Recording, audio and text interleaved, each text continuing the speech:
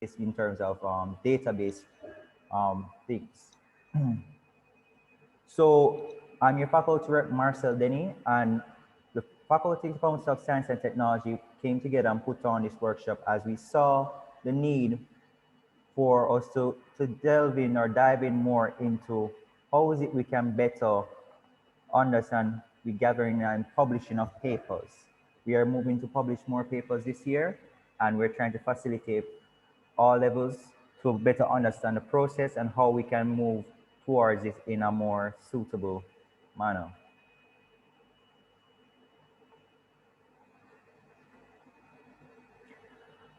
At this time, we're about to begin. We're waiting on Prof. Roy to enter to do our greetings.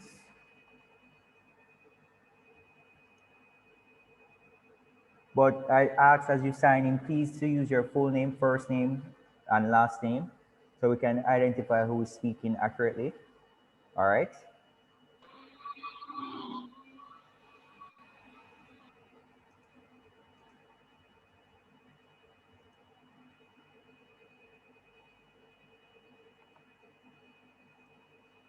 So right now, while I'm showing you our agenda for today, we will have in our welcomes and greetings, and we'll have our greetings from Prof. Marcel Roy on behalf of the Dean.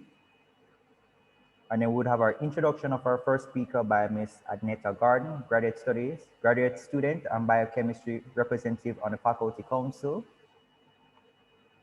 And we have our first speaker, Dr. Harris, giving a talk on library services and gathering resources via library databases, where we go into a question and answer session.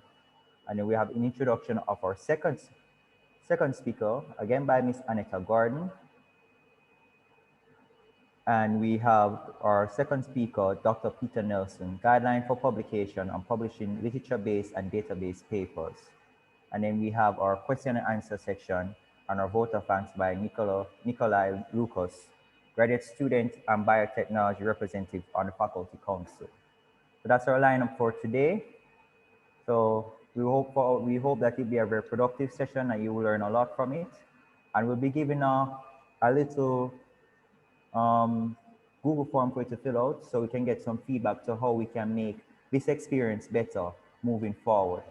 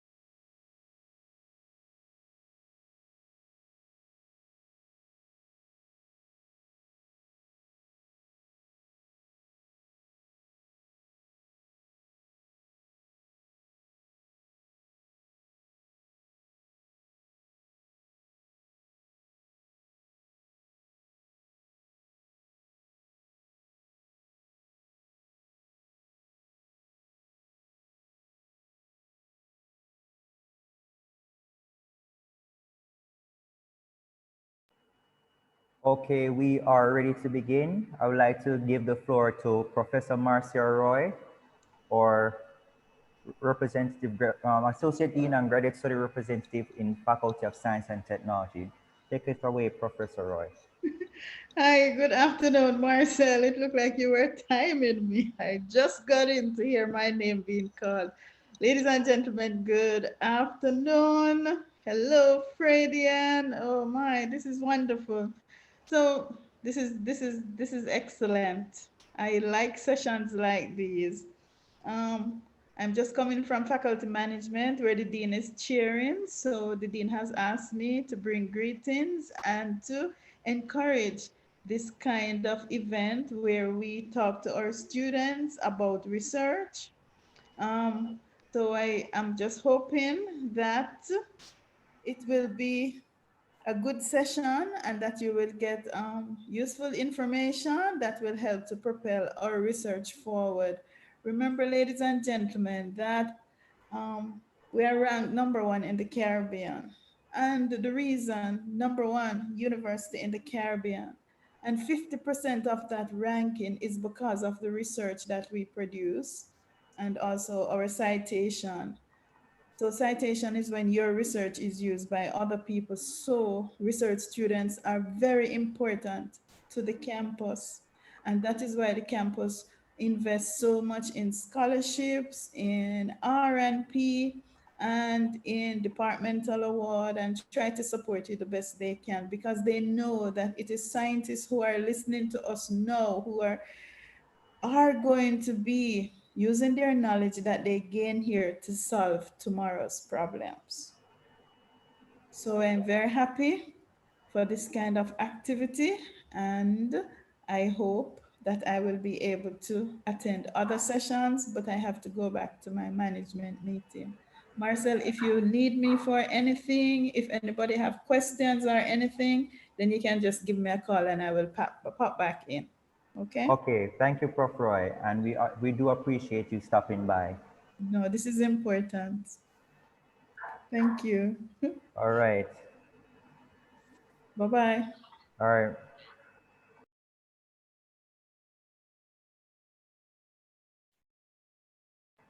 At this point, I hand over to Miss Anita Gordon, where she will do her introduction of our first speaker. Anita, take it away. Good afternoon. My name is Annetta Gordon, and I will be introducing the first speaker. She is currently employed to the University of the West Indies Mona campus as a senior librarian and is the head of the Science and Engineering Branch Library. She is an adjunct senior lecturer and provides research support to the Faculty of Science and Technology. She currently holds a doctorate in education from the University of Sheffield, United Kingdom. At the master level, she holds degrees in library and information studies and government public sector management from the University of the West Indies. She has also completed training in transformational leadership and management and a John Maxwell leadership course from the Mona School of Business and Management. She has the distinction of being a J. Jordan IFLA/OCLC Early Career Development Fellow and was recently elected to serve as a delegate for the Americas Regional Council, ARC, on the Online Computer Learning Center Global Council. She's also the 2016 and 2017 recipient of the Library and Information Association of Jamaica Award for Research and Publication. She's also the 2016 UWI Mona Principal Award for Best Research Publication and the 2018 UWI Mona Principals Award for Best Research Publication and the 2018 UWI Mona Principal Award for Outstanding Researcher. Since 2007, Dr. Harris has served in various capacities within the Library and Information Association of Jamaica.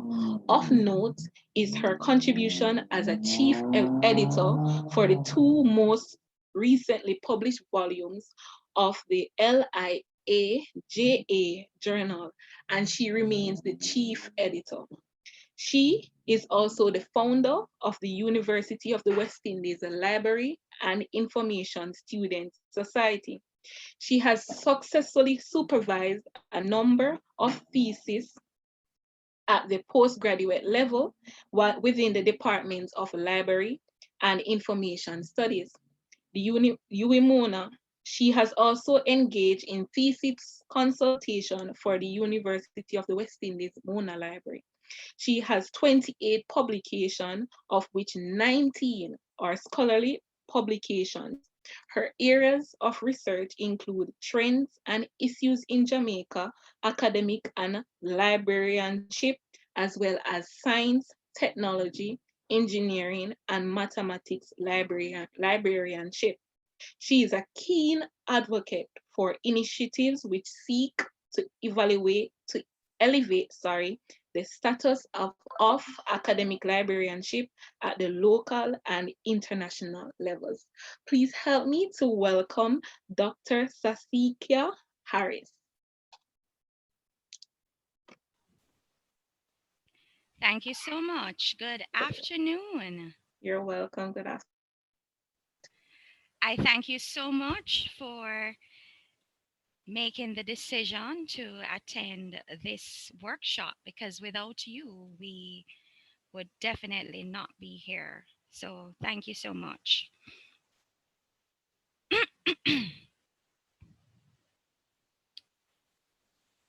All right, this afternoon, we are going to be looking at research in the sciences.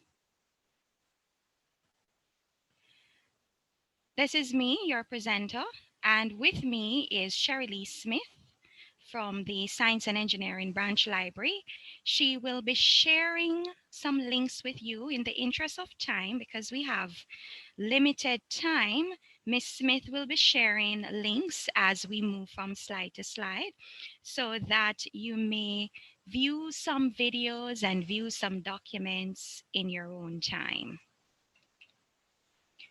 This afternoon, we will look at the UWI Library System, types of resources for research, how resources have been organized in the library, how to access resources, and if time permits, we will look at the 3 basics to referencing. And so, at the end of the presentation, you should be able to identify the 3 types of resources, state how resources are organized, use UWI to access resources, and identify the 3 basic steps in the referencing process. Let's look at the UWI Library System. We are one UWI spread across Caribbean countries, and consistent with being one UWI, we are one Mona library spread across 5 locations. And the name of each library is an indication of the focus of each library. Prior to COVID, we opened almost 24 hours each weekday. Since COVID, our opening times are fluid. For now, we're physically open up to 4:30 p.m. We're also open online. Visit us using our social links. You may access ebooks, e-journals, and databases 24 hours online using UWI. These are added contact options, and as I mentioned before, we're one Mona Library. Please note the Mona Library's email address and WhatsApp number. If it is that you like to contact the Science and Engineering Branch Library directly, this is our email address and our telephone number. Not to say this would not get you to us as well. All right, so let us look at types of resources for research in the sciences.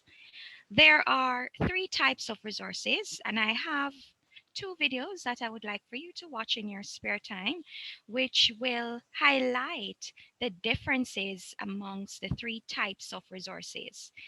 The resources provide data and information.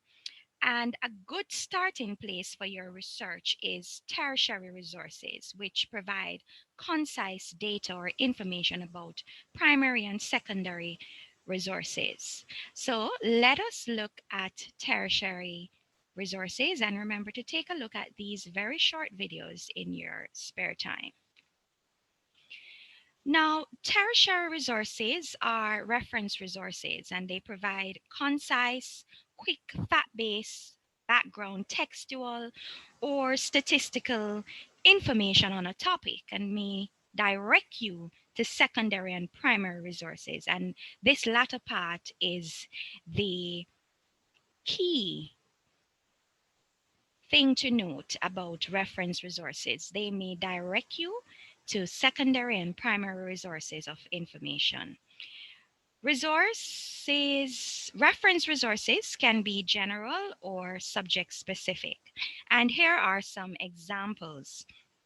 But let us look at the last four. An index will lead you to primary and secondary sources of information, particularly periodicals.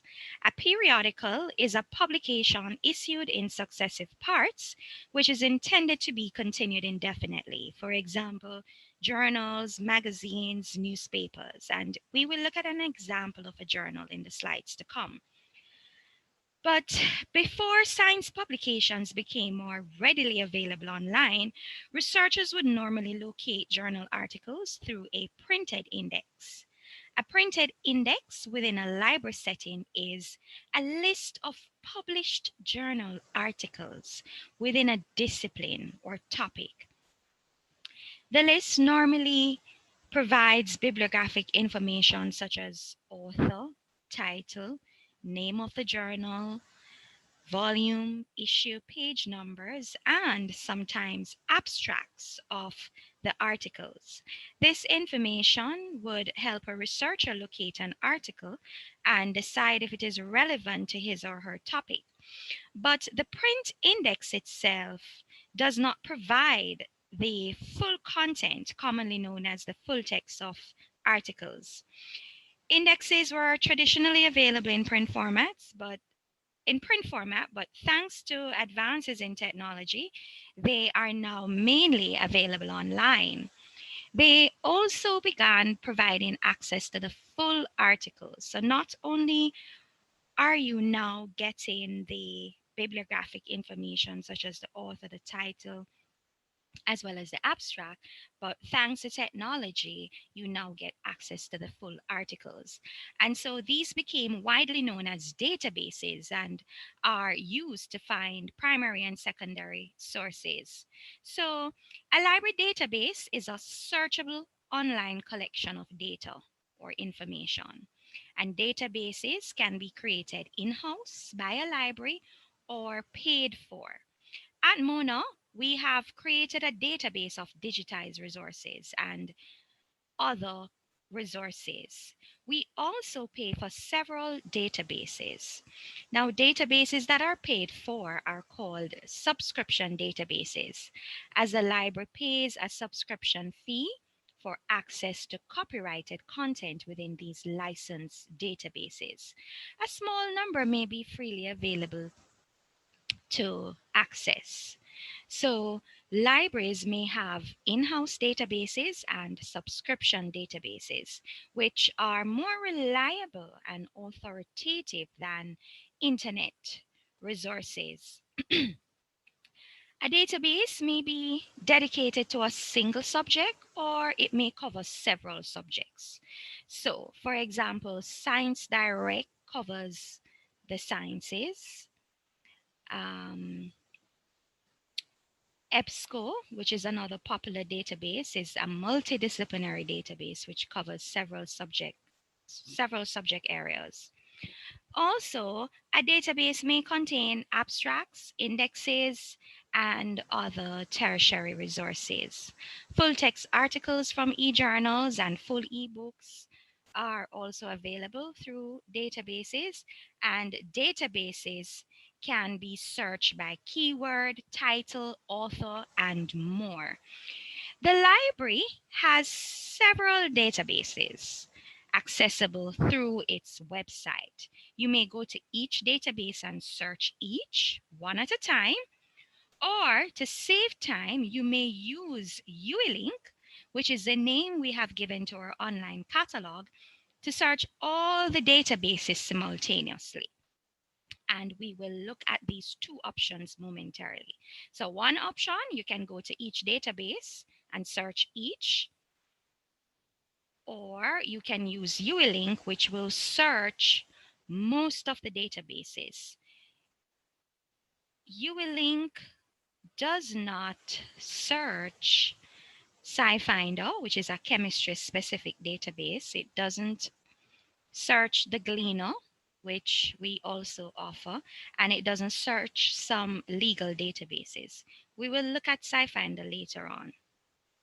So UWLink provides access to most of the library's databases from a single interface, and we will discuss UWLink further in the slides to come.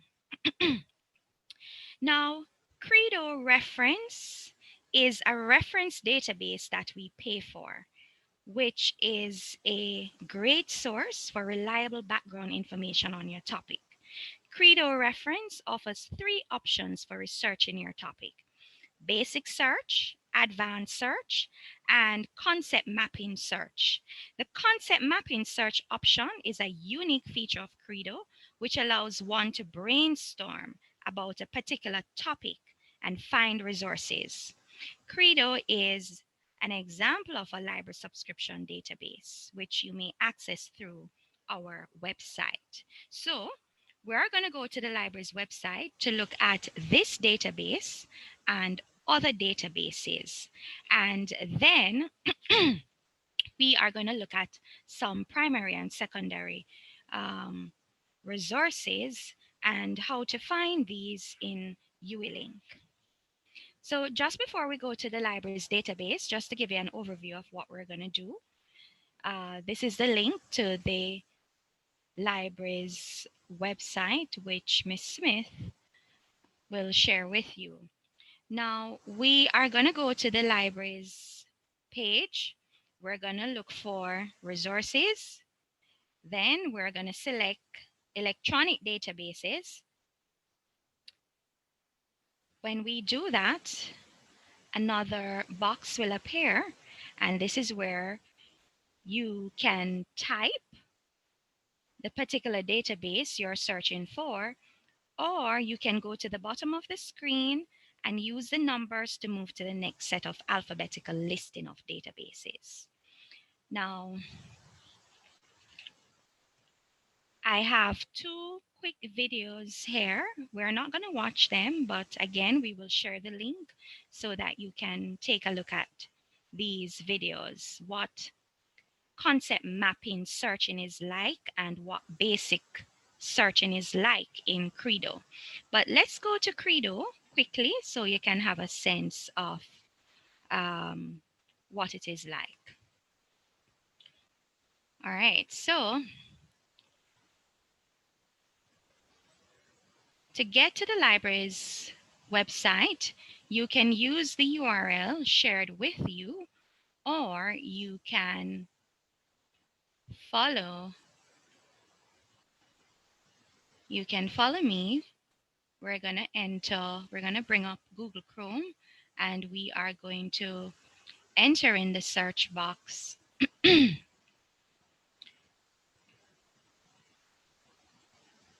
We're going to enter in the search box UWI Library. All right, so everybody seeing my Google screen? Yes. And by the way, feel free to stop me if you need me to go back a little or repeat something. All right, so I'm going to we're seeing your Google screen. We're seeing it. Thank you so much. So I'm just going to enter UWI Library in the search box. And I'm going to select Mona Library here.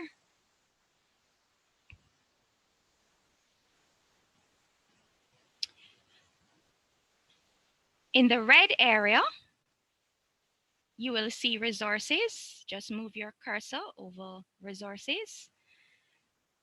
A drop-down menu will appear. You will select electronic databases.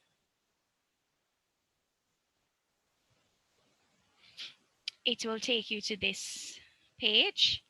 And just before we look for Credo, I just want to share with you some of the databases that are available to all UWI students and staff.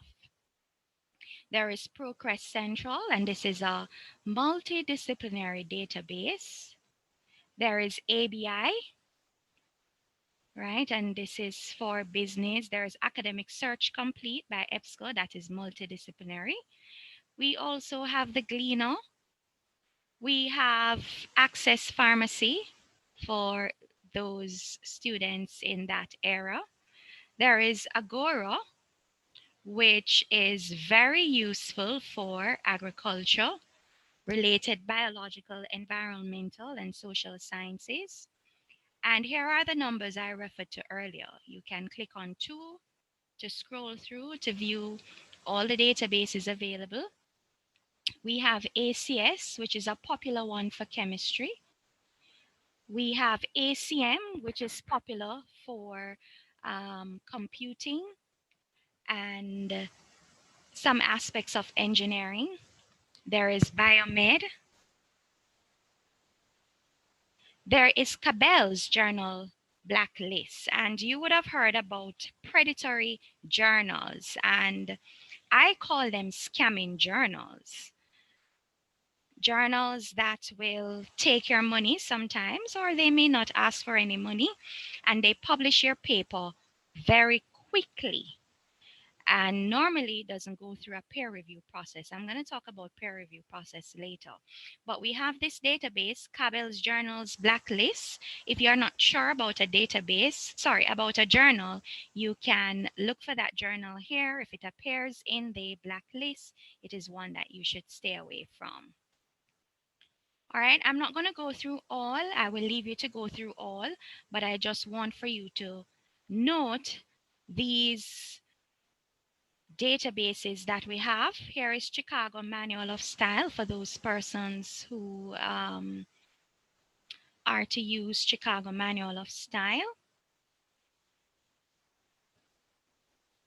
And this is where you come to find Credo as well. Here is Credo. EBSCO is another popular multidisciplinary database.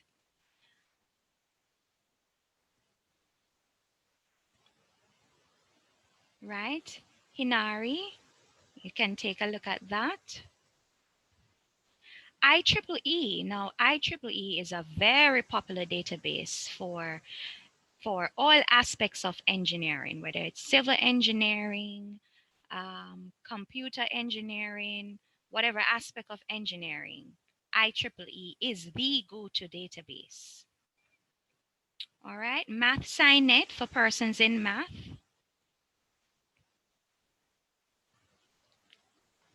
Or for environmental science research, Project Muse, ProQuest, those are multidisciplinary.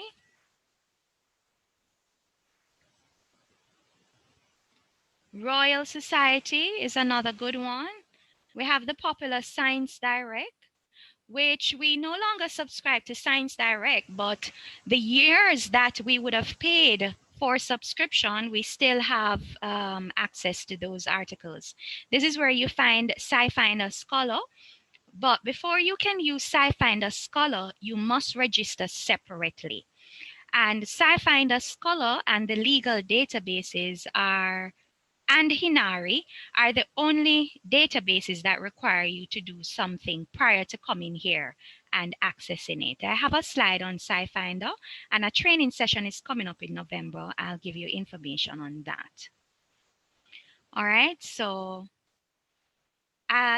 in that training session, you'll note the difference between SciFinder N and SciFinder Scholar. SciFinder N is just the newer version, and it uses AI, artificial intelligence. There is Teal for agriculture, and there is a popular Web of Science. Web of Science is very useful for journal citation report. So if you're interested in citation reports and metrics, if you want to see the impact factor for a journal, that sort of thing, Web of Science is quite useful for that. All right, so you can check out the other databases. So I'm just going to put in Credo quickly. And you select Credo. It will prompt you to log in. You will see a little UILink box pop up where you'll be required to enter your ID number and your password. the same credentials you would use to go onto the ORVLE platform. All right, so this is Credo, and there are lots of videos you can watch. Note these very useful videos: how to select a topic, how to avoid bias in your searches, synthesizing research. So take a look. I wish we had more time to go through. Look at the distinctions between quoting, paraphrasing, and summarizing. Now here at the bottom of the screen, let me move these out of the way so I can see. You can select about Credo reference.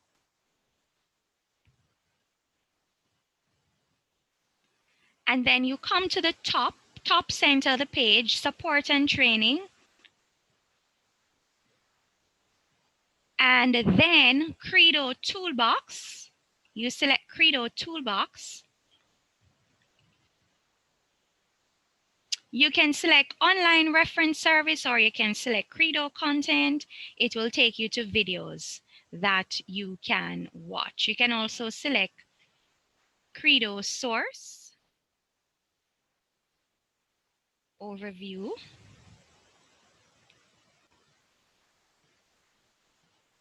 Right, and come to the bottom. You can watch a video on how to do a basic search, how to use the mind map.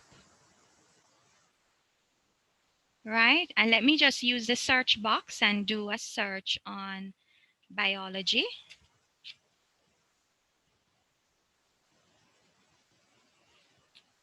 Let me just go back to the very beginning, to the home page, because I want to show you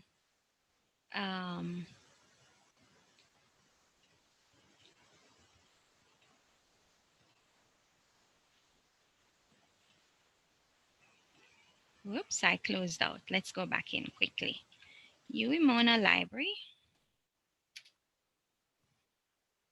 So for those who missed it, take opportunity, look at what I'm doing: resources, electronic databases, Credo. I'm typing in Credo so I can get there quickly.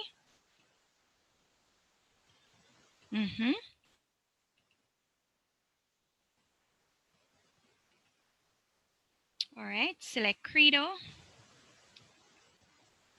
And here, I just want to show you what happens from this search option. I'm typing in biology, and note all the related terms, all the facets, all the extensions. Note I did a biology search. I'm getting, remember I said that this is an example of a reference database. So we looked at the definition of what a reference database would contain: dictionaries, encyclopedia, right? So note I get information from reference resources. Note as well the mind map, which is very good. You can select any one and it will take you to more articles, right? If we had time, we would do a full mind mapping search so you can see how that feature works. Notwithstanding, you can take a look at the videos. All right, so let's go back to the PowerPoint presentation. All right. So that's a little on the databases.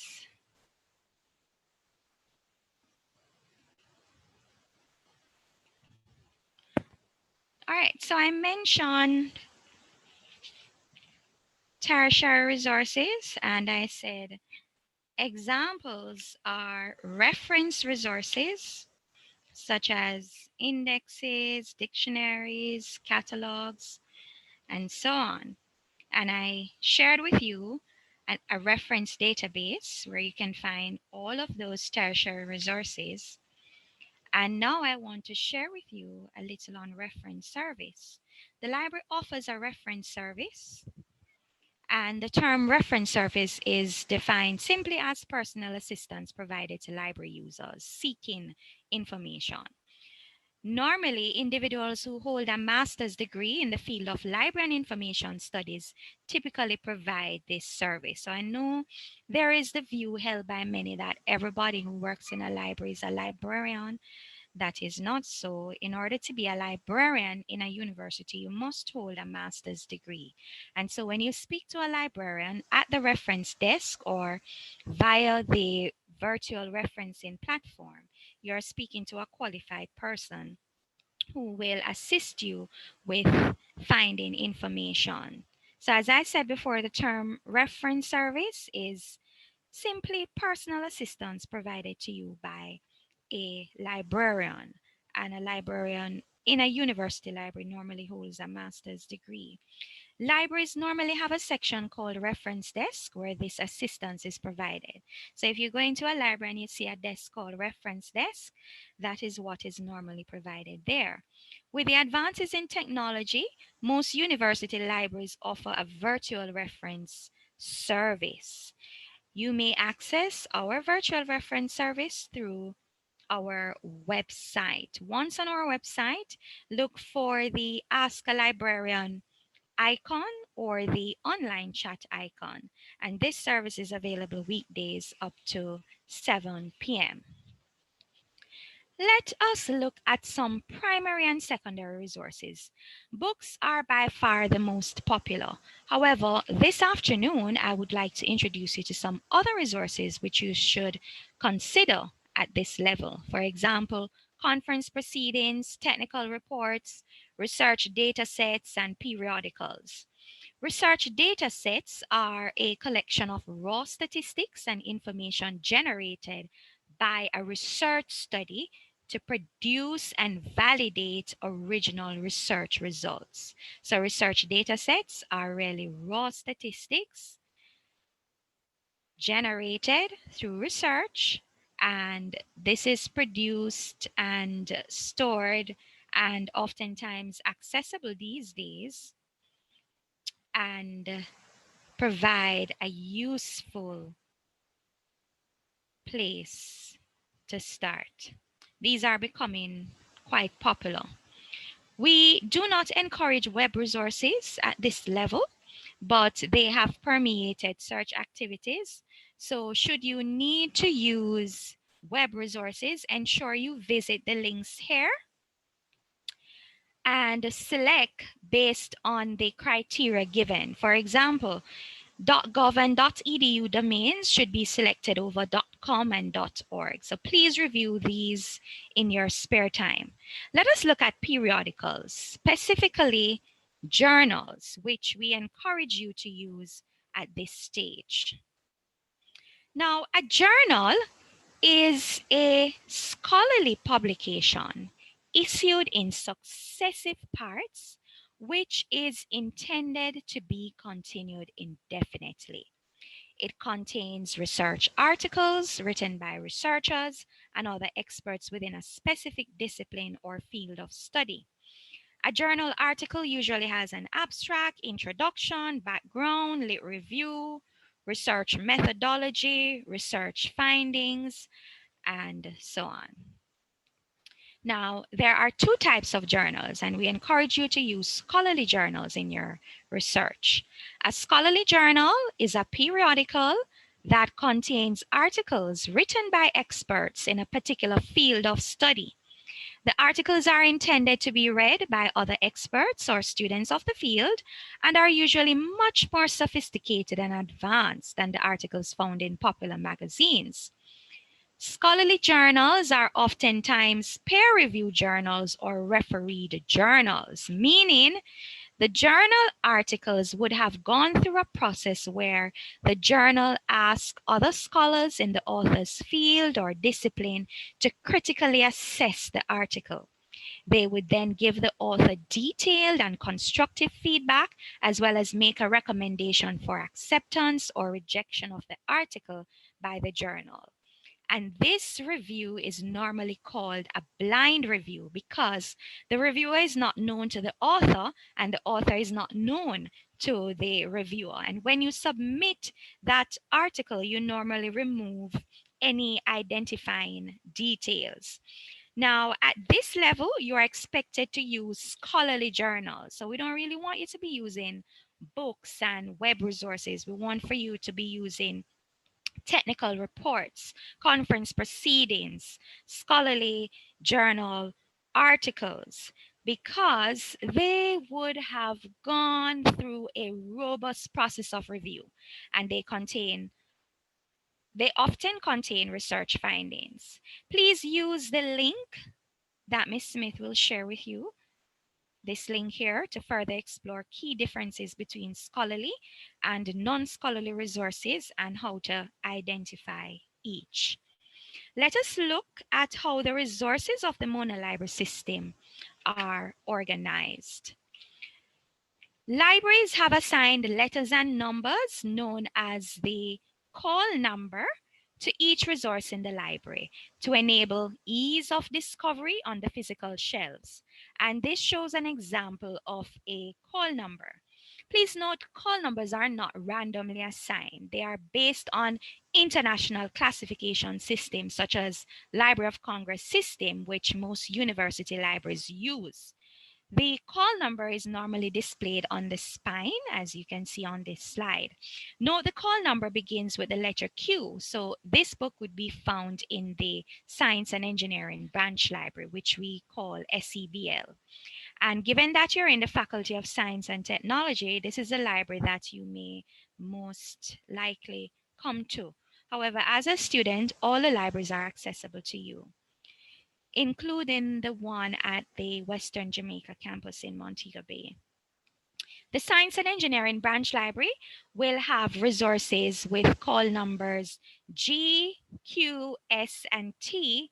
The Law Branch Library will have only K, Medical will have only R, and Main Library will have all the other letters.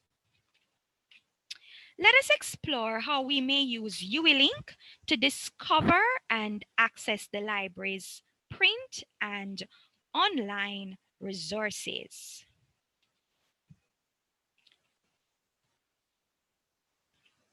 Recall I said you may go to the library's website, select resources, electronic databases, which will take you to the listing of databases the library subscribed to, and that you can search each database one at a time. I also said that to save time, you may access and search most of these databases simultaneously through UWeLink, and I said that there are just a few exceptions. For example, SciFinder. UWeLink provides access to the library's databases from a single interface, and so you may access abstracts as well as full text resources through UWeLink. UWeLink also serves as an index. It gives a listing of print and online resources, and you may access the full text of most online resources listed. It lists all types of resources which you can access anywhere, anytime, once you have internet access.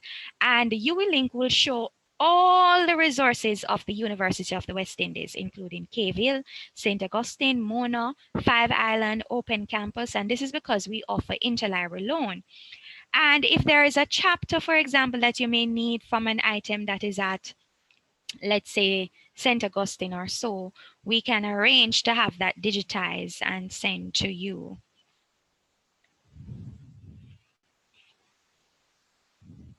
Now, before we go into UWeLink, let me share some useful tips with you.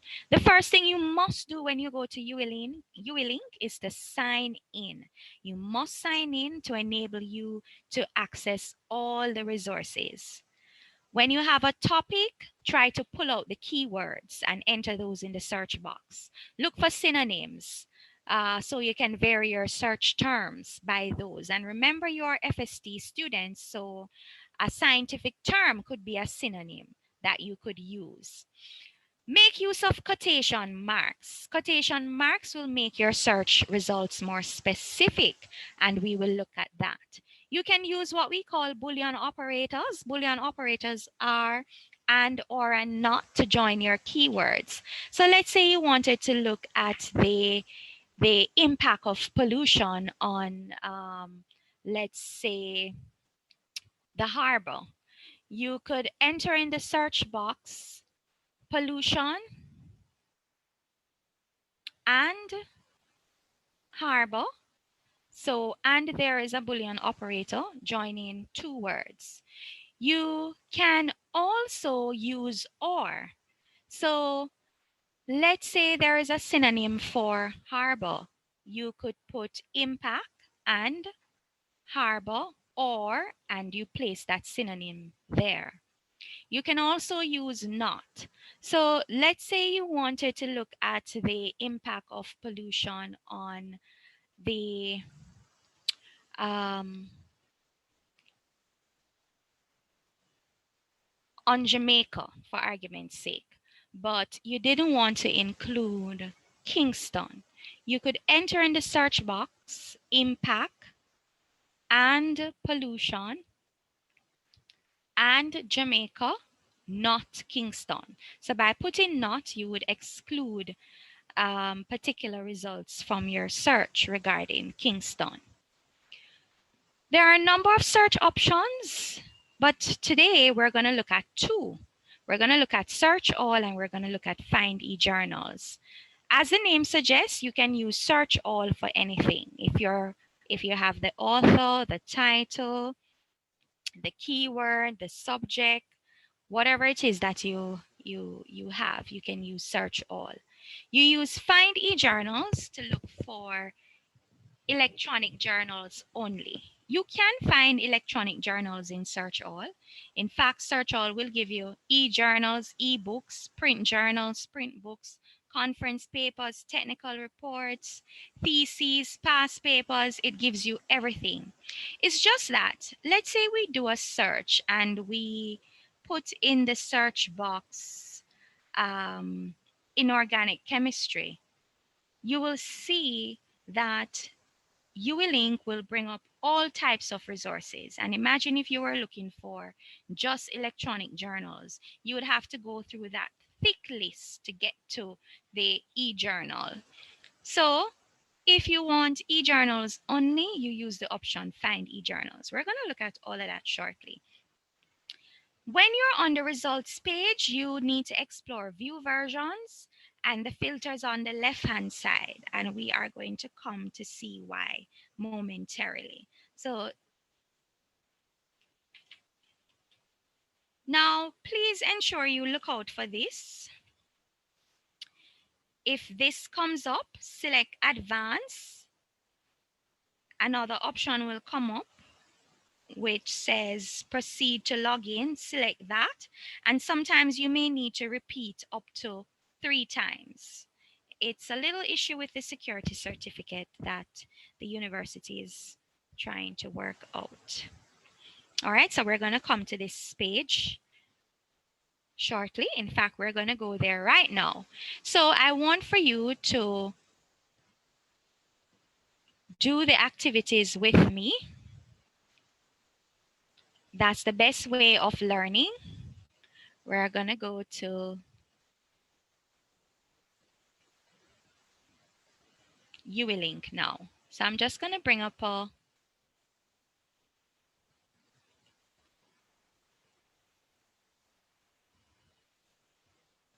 all right, let's pause share and I'm going to bring up a search box.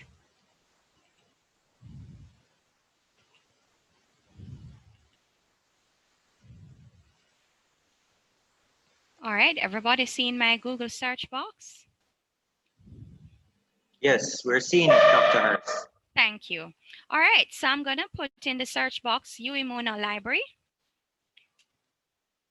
And to get to UWeMona Library, you could also go to the university's website, look in the red area for libraries, and you select libraries there, and it will take you to the Mona Library as well. Now, this is what you will see. This is the first page you'll see. Remember, we were here, we clicked on resources. Now, as a postgraduate, I encourage you to click on information for postgraduates and view the resources that are there. Now, here is UWE link. And if you scroll to not too far down, here is the virtual chat service. Now, this is the UWE link quick search box, but I want for us to actually click on UWE link. So click on UWE link. And what is the first thing you should do when you go onto the UWE link page? First thing to do? Anybody? First thing? Said it earlier. Sign. Excellent. Thank you. Excellent. Now, because I had signed in when we were doing the Credo search, the system still has me as signed in. But to sign in, come to the top right-hand corner of the screen and you will see the words sign in. Now you're going to click on that and you'll be prompted to enter your UWE credentials, your ID number and your password. Now, quickly, just to point out some features. Normally, UWE link is set to the default search all. So search all is always the default option. So we're going to look at search all, and here is the find e-journals option. Top right side of the screen, find e-journals option, right? And to clear the screen, you can select new search. Now go to the very right of the screen, my account. If you click on my account, you can see all your loans, but you will perhaps come here to click on list of historic loans. So just in case you borrowed something from the library, let's say last week, and you need to get the bibliographic details, list of historic loans will show you everything that you've borrowed, returned, not returned, and you can click on it and get further you can get the bibliographic details. Now, let me just click on new search to clear that. You use UWE link to search for anything. If you want past papers, thesis, as I said before, print resources, e-resources. So let's say, for example, we wanted a past paper. You enter the course code and select enter on your keyboard, or you could select search here, this orange area, search. Now, it appears as though it is a journal, not in the sense of the definition of journal that I gave you earlier, but in the sense that past papers are intended to be continued indefinitely. To view, you click on view online.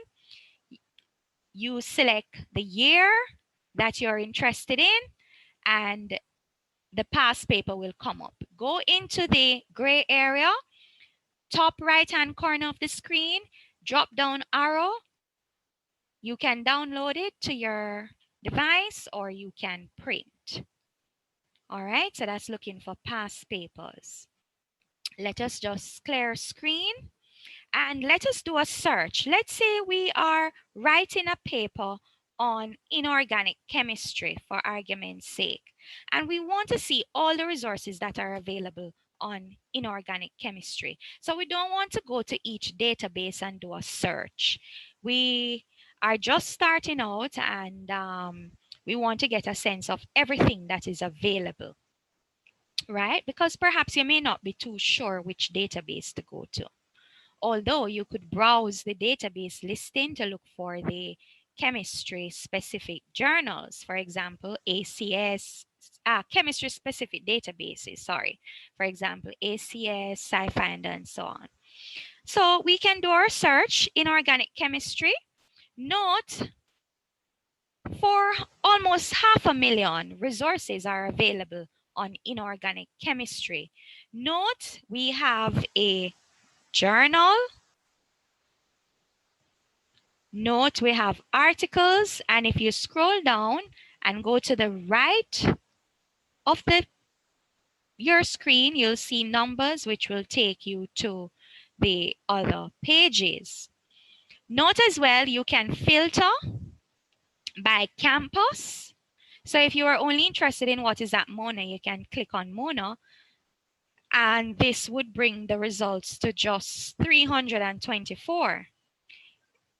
Let's do the search again so we can go back to our 400 and odd. Now, if you are interested in just articles, you would select articles. That would reduce it to just about 200,000. Conference proceedings, the same. You can narrow by date as well. So just in case you were interested in including in your paper only the last 10 years, you can type that in here. Now, remember I said to you earlier that you should make use of quotation marks.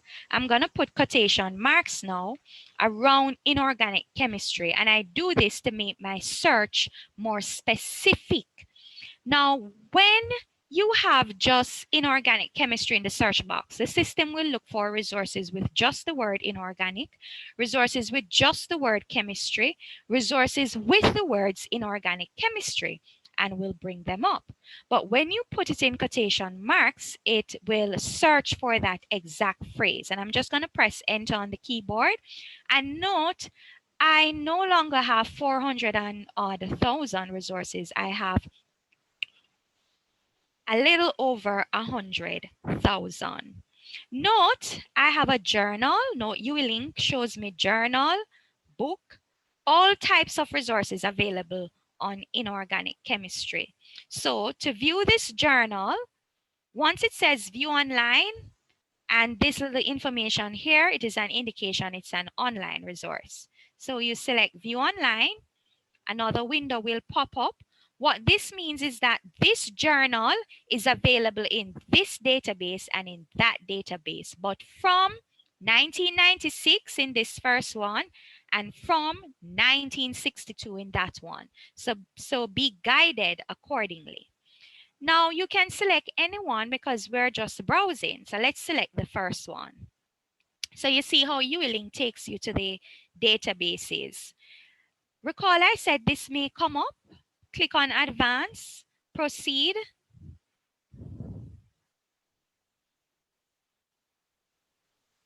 And here we are. We are in Inorganic Chemistry Journal. Now, in terms of the arrangement, this may differ by database. Note that for this database, it's by decades. So if you are interested in 2018, you'd have to select 2010s here, right? Select 2018.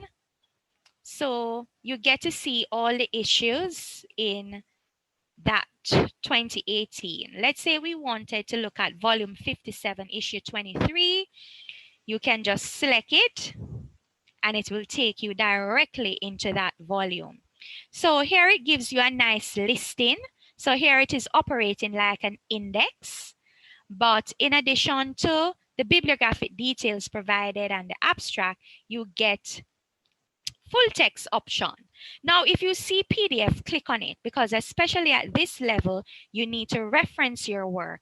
And so PDF will show you where one page begins and where another page ends. Whereas if you select HTML, for example, HTML will allow everything to appear in one. Now, here is a journal article. You can put your cursor in the gray area, click on the download arrow to download, or click on the print arrow to print. Let us go back to our ULink search results. So we just looked at a journal that was available. You can click on the X here, go to the right, click on X to close that out. Let us explore a book. So here a book is available. Note, it's a 2007 copy. It says available in the Science Library and other locations. Always look to see if view versions appear to the right.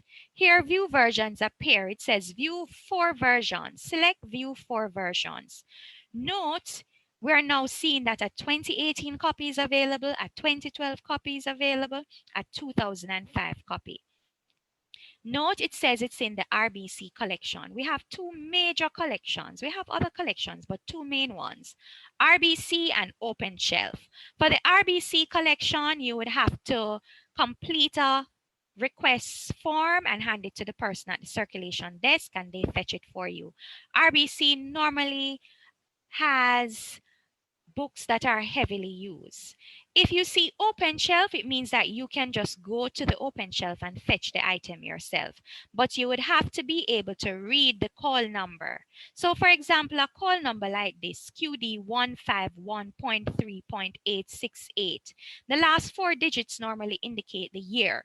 This means that you would have to come to the science library. You would have to pass Q, QA, QB, QC, go to QD. When you go to QD, you move on the shelf. You move from QD 1, 2, 3 up to QD 151. When you get to QD 151, you may see point 1, point 2. You continue until you get to point 3. After point 3, you may see point A, B, C. You continue until you get to H. And when you get to H, you continue numerically until you get to 68. But we want to check to ensure that this book is actually in the library. So you click on locations. I see it's now 4 o'clock. You click on locations, and this is saying that the item is in. It says available. Note for St. Augustine, it says out of the library. You want to check to see if multiple copies are available. You select the plus sign. And this would tell you, because it appears twice, this is an indication that 2 copies are available. Let's just close out of that. And let's go back to our inorganic chemistry search with the quotation marks. We're back to the 150 something thousand. Note, there are other resources. Let's go to page 2, the bottom of the screen, bottom right-hand corner. Page 2, note there is a reference entry as well. So you can click view online. This is telling us that, you see, this dictionary is available in Credo. Remember, Credo is a reference database. You click on go. So you see how ULink searches all the databases for you. And here you have your definition of inorganic chemistry. Now, note as well, we have journal articles coming up.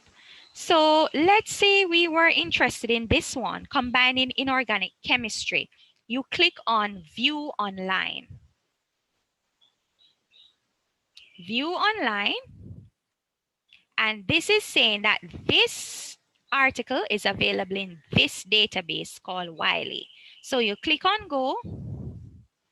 This comes up again, advance, proceed.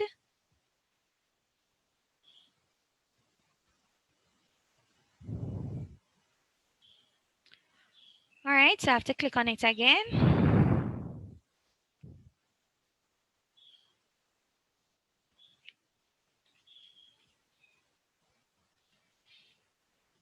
All right, and here is my article. You see it appears in HTML, so I cannot tell where one page ends and where one page begins. Now you can click, it says a PDF option is available. You can click on that. All right, let us look at Find eJournal option quickly.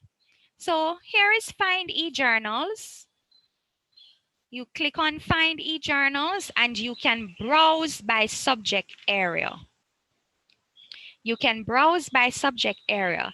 Let's say you want to see all the engineering journals available.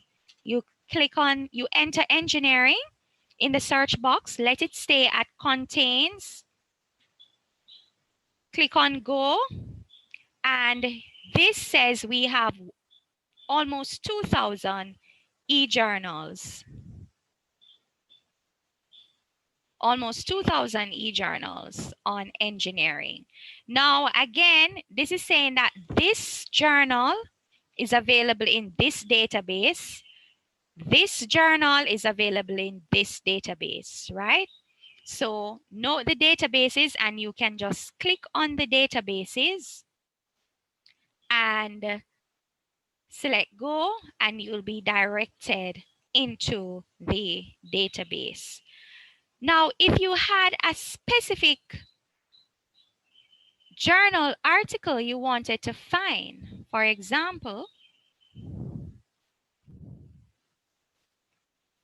let's say we wanted to find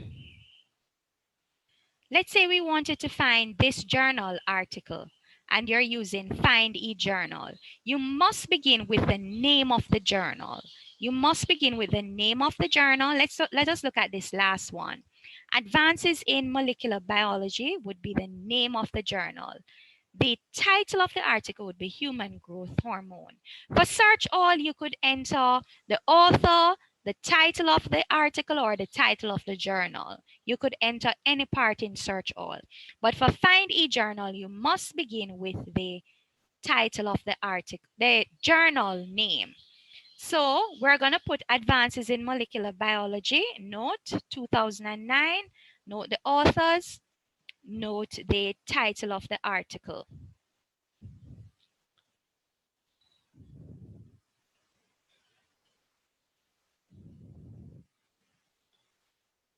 All right. So we're going to put in the Find eJournal option here, Advances in Molecular Biology. Click on Go. And here it is, Advances in Molecular Biology. It says it's available in EBSCO from 2007. Our article that we're looking for was published in 2009. So this means this is a go. We will find our article here because it's available from 2007 and the article we're looking for was published in 2009. So this comes up, click on Go.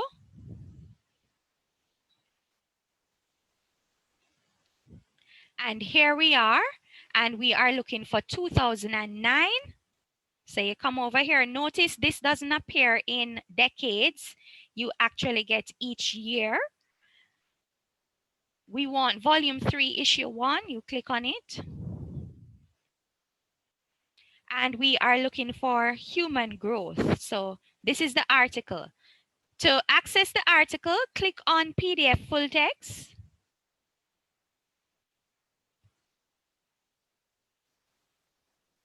And here is the article. Now again, you can download or print.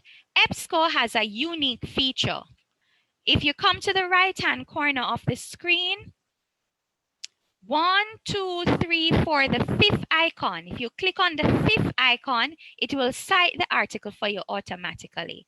So, and it appears in the top area, and you can just put your cursor over whatever, highlight, right-click, and paste it in your document. All right, so I'm not going to do any more examples because I am now out of time. I am just going to come back to my presentation to tie up.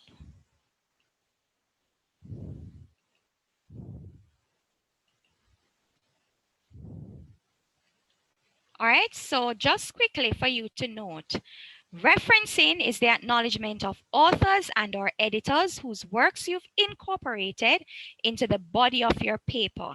And typically this is done through paraphrasing, quoting, summary, images, tables.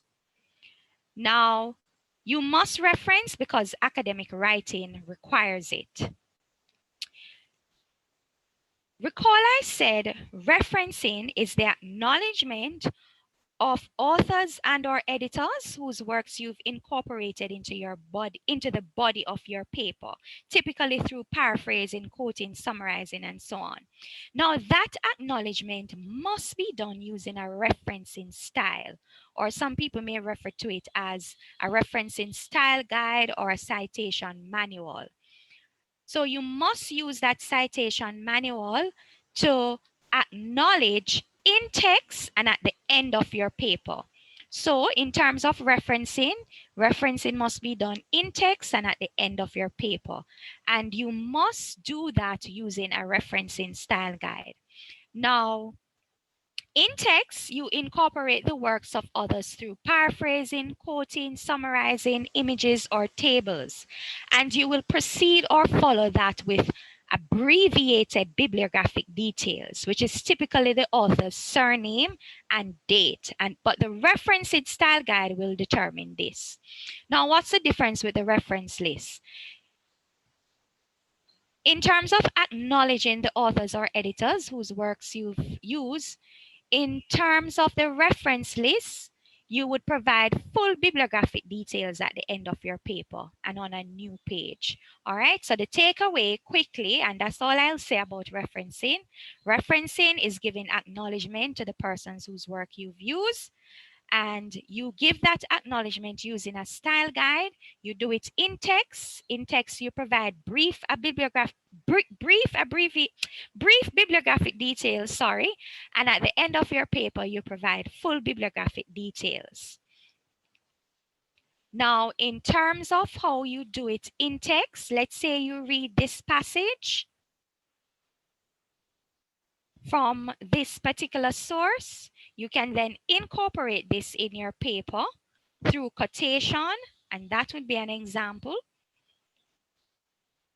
or through summary, and that would be an example of how you could summarize this, or through paraphrasing, and this would be an example of how you paraphrase. I can make the slides available so you can view in detail. And at the end of your paper, this is what you would have. You would have reference at the top because it's just one reference you have. And note how it is set out. You must follow the style guide. The style guide will tell you whether you can write out the name or whether you must have initial, whether the title must be italicized or underlined, where the date must come, if it must come here or there, or so on. All right. And Miss Smith will share these links with you to some popular style guides. And I'm just gonna skip over that. And finally, please note, we're going to be having our SciFinder virtual training session on Thursday, November 26th, and that is going to be done by Deborah Pelisa from SciFinder. Again, Ms. Smith will share the meeting details with you, and she will also share this link with you in respect of how to register. And these are just some of the services and products that we offer. If you're in need of a device, the library offers tablets, laptops, Chromebooks for loan. You can get journal, book, thesis, everything to borrow. There is no cost. And that's the end of my presentation. I'm sorry I cannot recap as I am now past my time. Thank you so much. Thank you, Dr. Harris, for a very detailed presentation. I must admit I wasn't aware of some of the things you presented, but we're going right now into the question and answer section. Are there any questions you guys have? Just please raise your hand so I can acknowledge you, so you can ask Dr. Harris your question.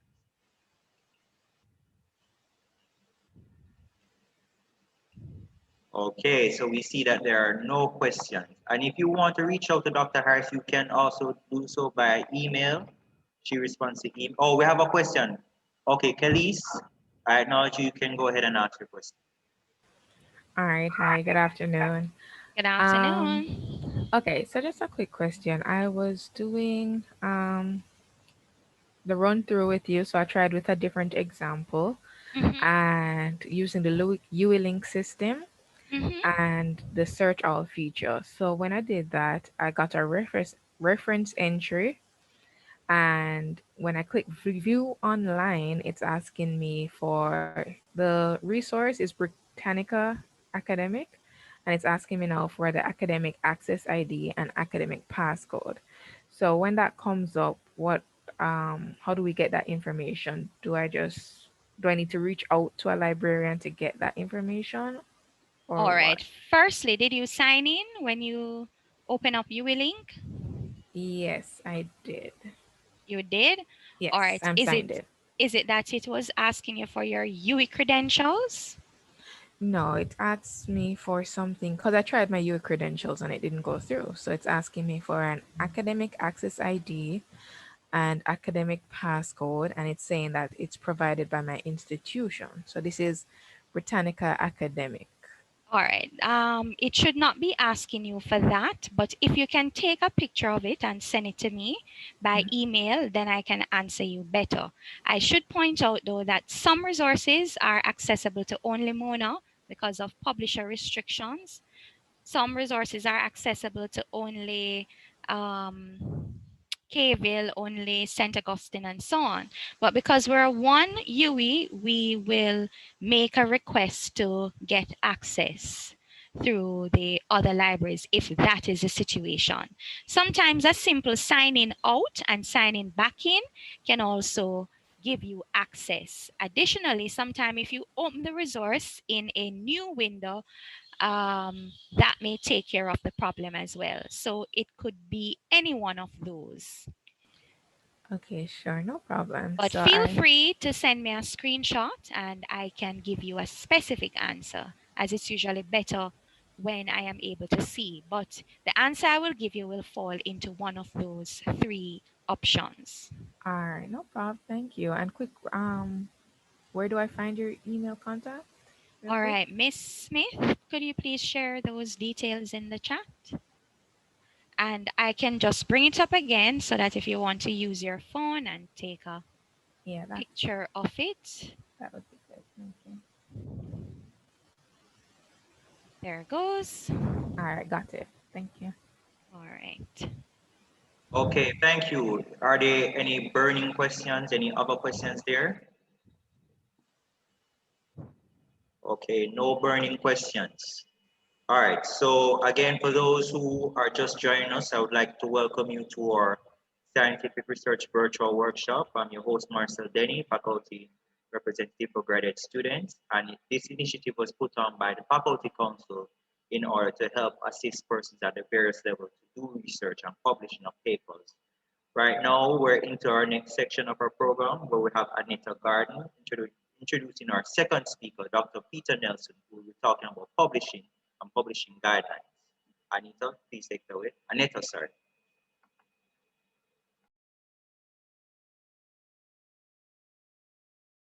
I'm sorry about that. Good afternoon again. I will be introducing the second speaker. He is from the rural community of Hampton Court in the parish of St. Thomas. He was a student at the Morant Bay Primary School and St. Thomas Technical High School.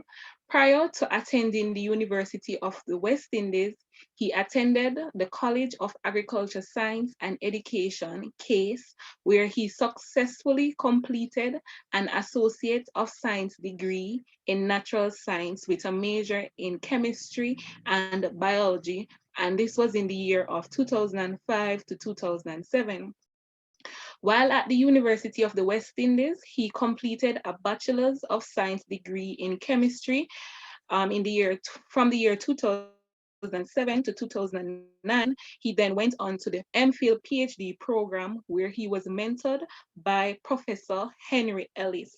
His research was on the study of liquid crystals, and from his PhD thesis, he was able to publish 11 articles in international peer-reviewed journals, along with 2 books. He was able to complete his PhD in under 4 years and graduated November 2013 at the age of 25. This made him the youngest PhD graduate from the University of the West Indies, and as a result, he was featured in the Jamaica Observer. Upon completion of his PhD, he was granted a postdoctoral fellowship at the Weizmann Institute of Science in Israel, where he spent 2 years working with many eminent scientists and learning new techniques. While working in Israel, he recognized the level of dedication that the Israelis had towards Israel, and so he decided to return home to work at the University of the West Indies instead of taking up a job position that was offered to him by a university in Virginia, USA. He would have received a better pay, but he would have been denied the opportunity to contribute towards the development of local research. He is currently a lecturer in the Department of Chemistry, where he is mentoring 2 PhD students who are studying stimuli-responsive liquid crystals for use as a drug delivery vehicle and the development of ion selective membrane. Please help me to welcome Dr. Peter Nelson.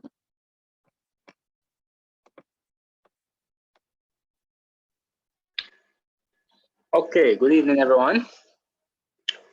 All right. Thank you for such a fantastic introduction. Of course, there are a few modifications, but more than good enough. Okay, so is everyone hearing me, by the way? Yes, Dr. Nelson, we're hearing you. Okay, great.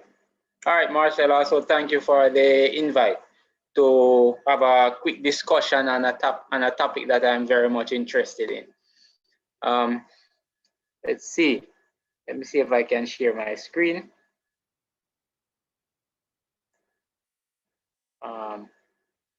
And don't worry, people, it will be very brief.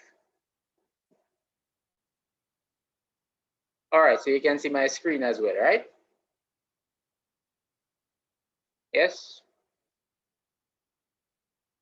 Yes, Dr. Nelson, we're seeing your screen. Good, great. Don't worry, just a few slides. What, about 4? So I will not be long. Anyway, publishing as a graduate student, right? And this presentation, this PowerPoint is hot off the press, meaning that I was working on it just a while ago. Right, many things on the plate. Now, publishing as a graduate student is very, very important for a number of reasons. A matter of fact, it's a part of the whole idea of graduate school. Now, publishing as a graduate student or at the graduate level basically it will fuel future opportunities. For example, if you want to get a postdoctoral fellowship or you want to get into a job. So I guess the question is, where do you want to go? Now, postdoc, for those who are interested in getting further training or experience in the field of study, generally go on to do a postdoctoral fellowship. Generally, in our region of the world, postdoctoral fellowships are not so easy to obtain as it is in places like Europe. All right, that's what I have found. It's not so easy in our region. Not impossible, because many of our graduate students have gotten very good postdoctoral fellowships. So yeah, so we also have to spread our wings to other regions. So a postdoctoral fellowship, basically, it's like an internship where you get to basically get additional experience by working with more experienced researchers in your area, or even to start a new area, start to learn something new. And that was the case for me as when I left graduate school. I went on to learn something that I knew nothing about, and that was very, very interesting, very enlightening. Generally, to get a postdoc, I've been doing some research, in preparing this presentation.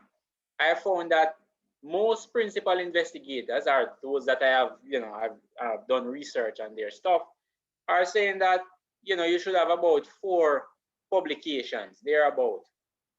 And remember, this is just generally, because I've seen cases where persons have gotten postdocs without publications.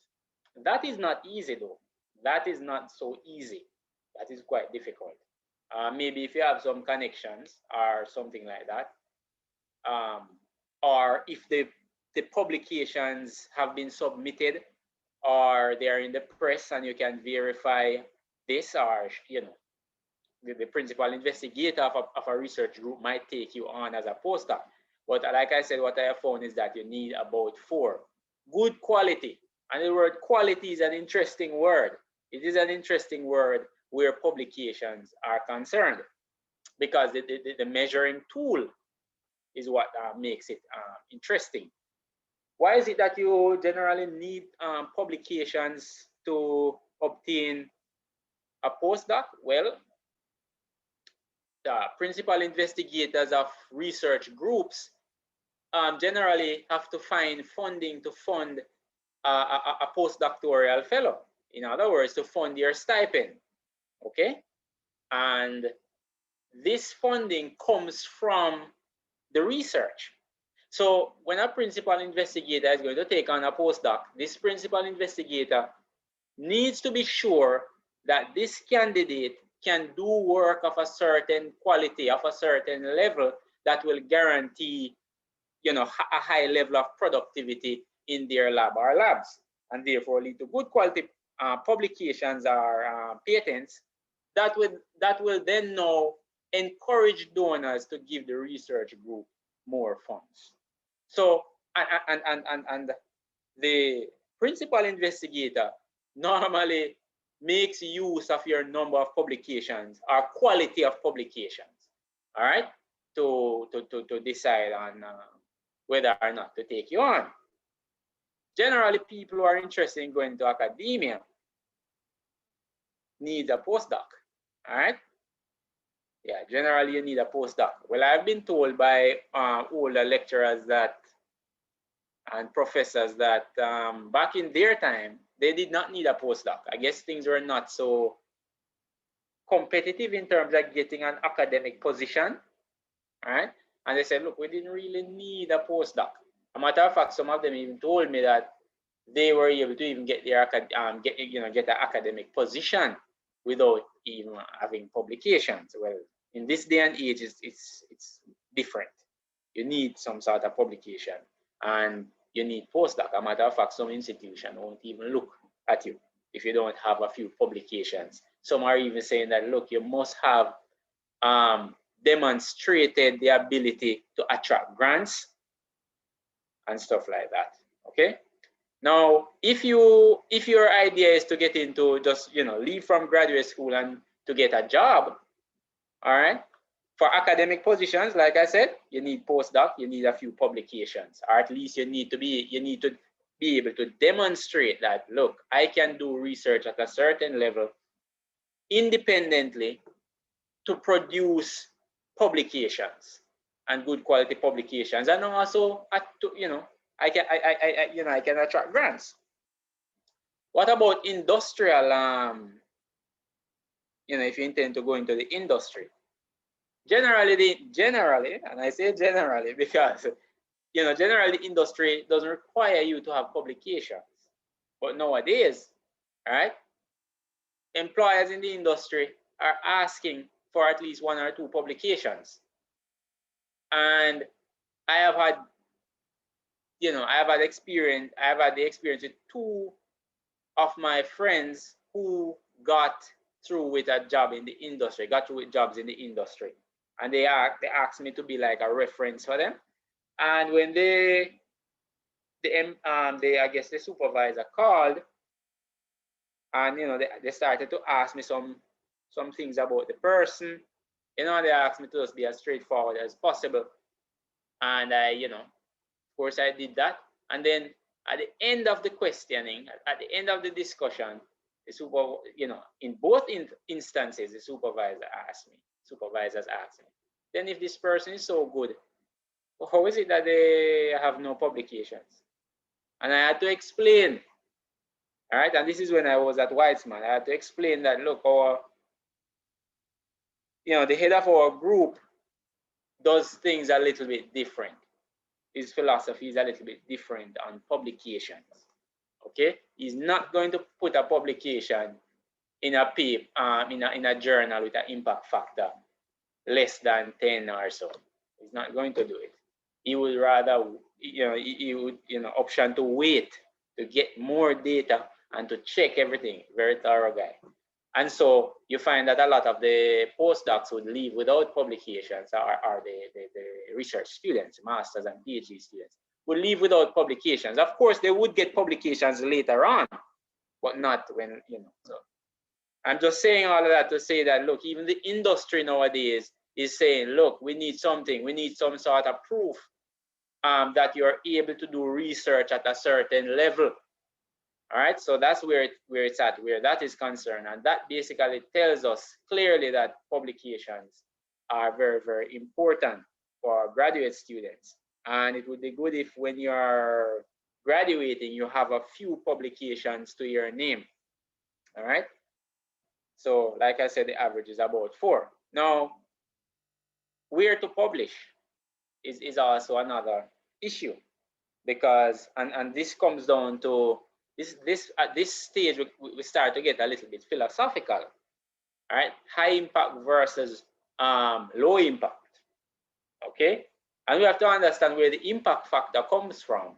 It's basically the average of the average citation of journal articles in a particular journal, right? And I have today I read about 3-4 letters to the editor talking about the whole idea of impact factor, and most of the letters were basically, you know, cursing, you know, going against the idea of impact factor, because they're saying, and most of the scientists that wrote these letters were saying that, look, this does not measure the quality of the individual scientist like what H-index can do. It does not measure anything. And then also, one guy made an interesting comment. He made a comment about the organization that the journal is affiliated with. For example, ACS Nano, which is a relatively new journal, has an impact factor of about 14, right? 14.5 thereabout. Whereas you have other journals which have been around for much longer, not having that impact factor. And he was saying that, look, it's because ACS is attached to it, and you know, and stuff like that. So it's a debate that is raging. Okay. Now, high impact factor, the advantage of publishing in high impact factor journals is that it looks good on your CV. Firstly, it looks good on your CV. Somebody look at a high impact factor journal article on in your CV, and they say, oh, this is very good. This guy is doing, this person is doing really high level work. All right. We have to be a little bit careful of that. All right. The high impact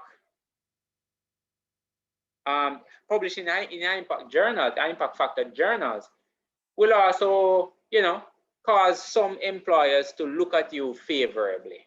They look at it and they say, oh, this person can do this level of work, and they look at you favorably. Principal investigator for a group might also become more interested in you now. Say, oh, this guy has mainly papers in JAX or ACS Nano or any one of the big biology journals, or so. I say, look, this person is really, or any one of the big physics journals. Say, look, this person is really good. Okay. Like one of the writers of the letters that I read today said, it does not speak to the individual scientist. That is one problem too. So you could pick somebody, select somebody for your research group, saying that, you know, let's say you're a principal investigator and you're looking for a postdoc, and let's say you select somebody and say, oh, this person is very good. This person has 10 papers, and all of these papers are in journals with impact factors 15, 16 thereabout. This person is the best. You select the person, and then the person cannot function because this person was functioning mainly as a team, small part of a large team. And so these great papers came up, but by themselves, that person or those persons cannot work. So it can be a little bit tricky. Of course, we are not knocking it. In terms of low impact factor journals now, some scientists might question the quality of the work. So you see that, look, this guy has papers which are mainly in journals of impact factor 2, impact factor 1, you know, and they start to question and say, boy, I wonder if this person even knows anything. I wonder about the quality of the work. Some scientists might do that. Employers might also do it. Some institutions might also question the quality of the work. But one has to be careful with that, because impact factor does not mean quality. It does not speak to the quality of the peer reviewing process. So you have to be careful of that. Okay. For example, look at a journal like ACS Nano, 14.59 I checked today, versus a journal of theoretical chemistry or so. All right, and I keep talking about chemistry because I'm a chemist. Right, getting into ACS Nano versus getting a paper into the Journal of Theoretical Chemistry. As a person who was published in ACS Nano, I'm telling you, it would be way more difficult to get into the Journal of Theoretical Chemistry than in the ACS Nano.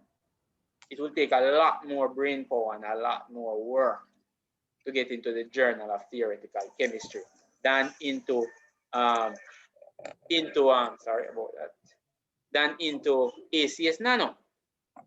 The peer reviewing process for Journal of Theoretical Chemistry is way more rigorous, and they require way more in terms of the breakthroughs that you need than in an ACS Nano. But ACS Nano has a way bigger impact factor. And so maybe if you look at, if I have 10 papers in ACS Nano versus another person who has maybe 10 papers in Journal of Theoretical Chemistry, you'll probably look and say, oh, this guy's CV is better. This guy is doing way better than this one who is in Journal of Theoretical Chemistry. He just has papers that are 1.4. As I said earlier, it does not speak to the quality of the individual, the impact factor. It doesn't necessarily speak to that. Okay?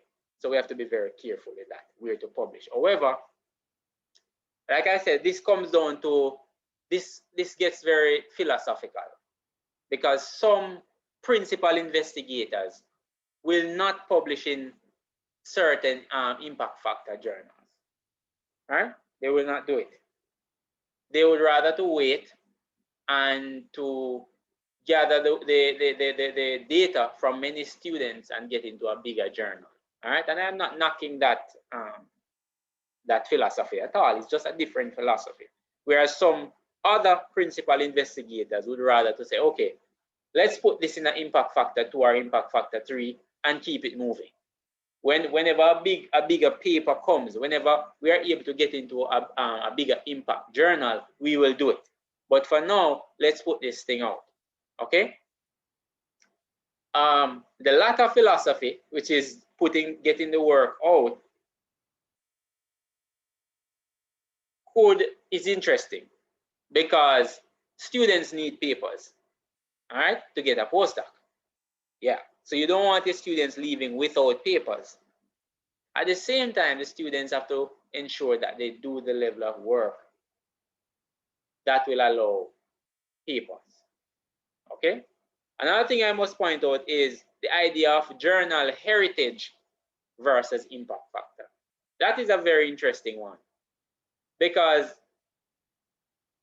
all right, for example, I was having a discussion with one professor from overseas, who is one of those guys who believe that only big impact journals, his papers must be published in.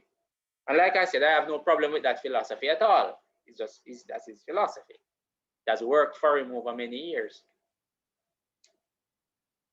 And however, he doesn't mind publishing in Dalton Transactions or Longmuir.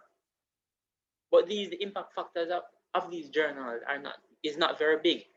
Impact factor is not very big. I think for Longmuir is probably about 5 to 6 thereabout now, and Dalton Transactions probably be at about 4.2 thereabout.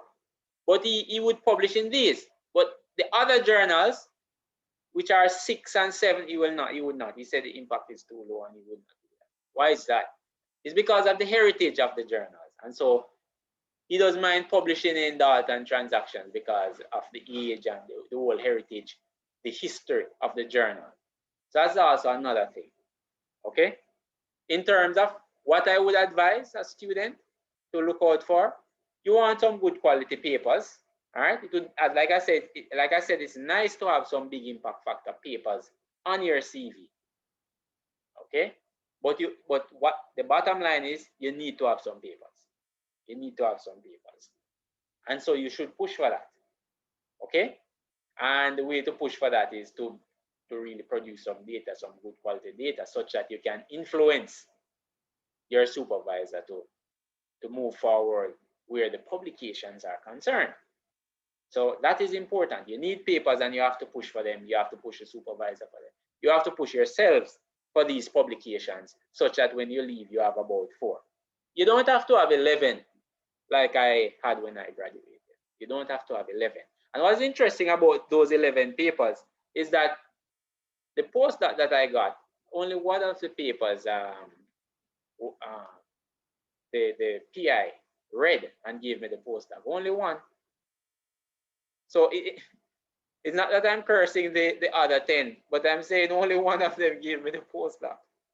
So that is interesting to note. Okay, organizing yourself for publication. Actually, this starts out from the selection process of the supervisor. All right. Who are you planning to work with, or who are you working with? So it actually starts from the day of selecting the person, checking out the person's work, having a discussion with the person, and also letting the person know, what you're interested in terms of research, and even after leaving the research group. All right.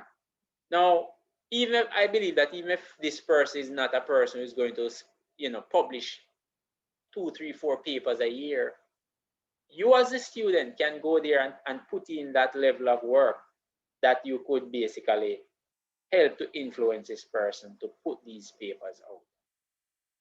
Now, the second thing in organizing yourself is that you need to read, and read the literature more. You need to have the knowledge. You need to know what is going on in your area. You have to have the knowledge. And not only that, what I have found is that reading also teaches you to write.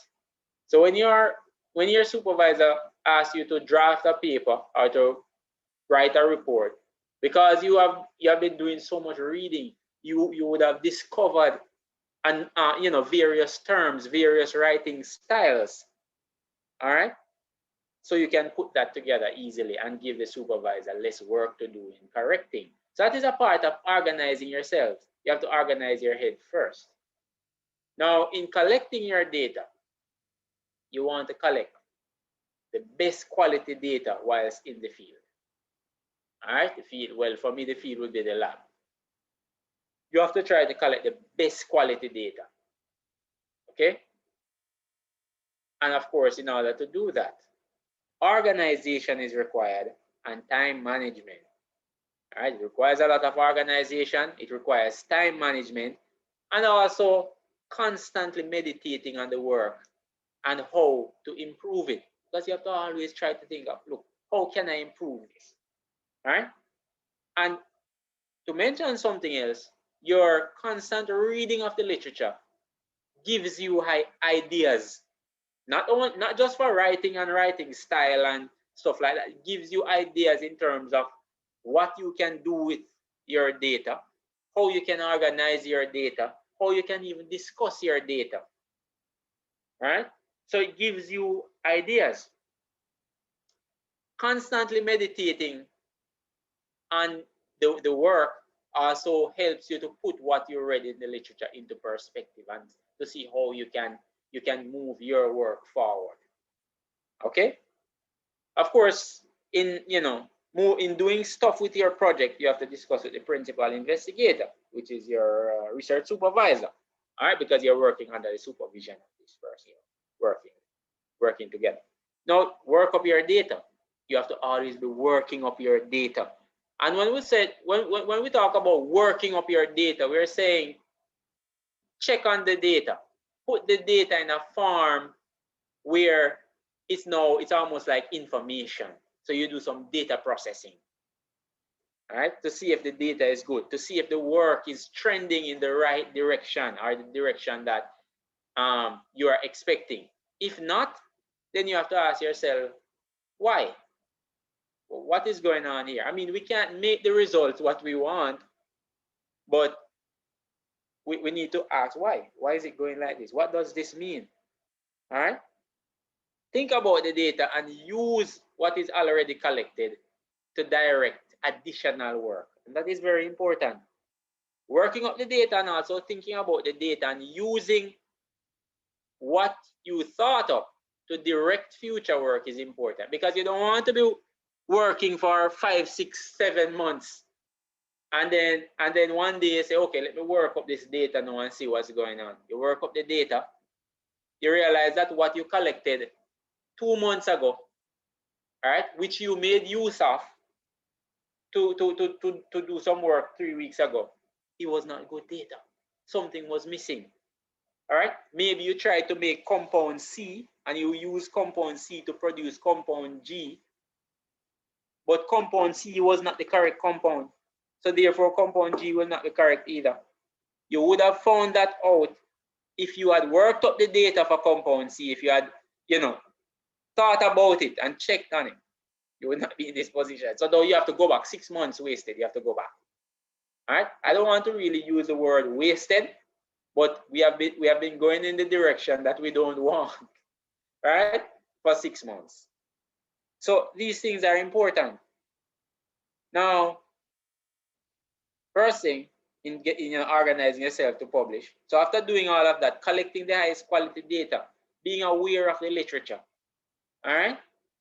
As graduate students, you must know the literature more than your supervisor. You should. Or you have to at least try. Yeah. At least try. Wait, so when you go to your supervisor, you're telling this supervisor what is going on in the literature, what you have seen. All right.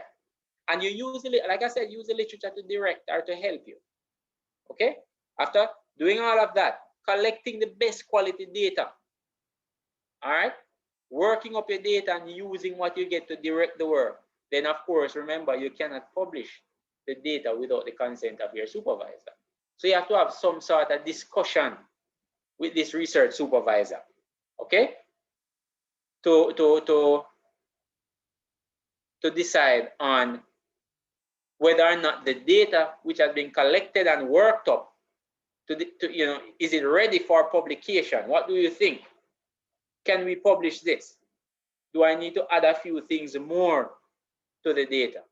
Right? Because you as a student, you have to always be seeking publications. You should be. Yes, more than the supervisor. Because guess what? You are the one who is going to go to look for a job or a, postdoc or whatever. So you need these, right? So you should always be pushing the idea of publishing. Of course, not just publish anything. You have to see that it is clear that you have a solid story here, right? Which is large enough to warrant some sort of publication in the type of journal that the supervisor would be interested in. If you know that you have a supervisor that likes a lot of data in the document and who aims for the bigger impact journals, then it just means that you have to do more work. You have to put in more work, such that when you go to the supervisor to say, look, this is what I have. It is saying this and it is saying that and it's saying that. And guess what? Nobody else out there, did this, I've done this type of thing, or even close. Let us see, can we write something up? Can I draft something and pass it to you? So you constantly push the idea, all right?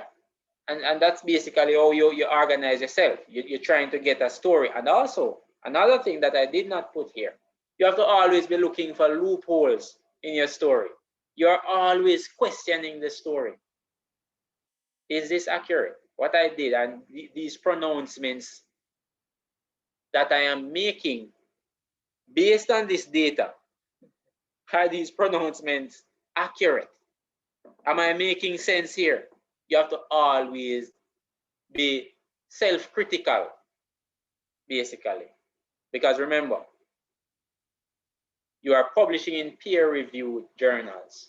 Right? In peer-reviewed journals, and the peer review process is where, of course, other scientists in the area will look at your work and see if this body of work which you have presented to them is worthy of publication. Is it does it represent a contribution to the literature, the body of knowledge in the area that is already out there?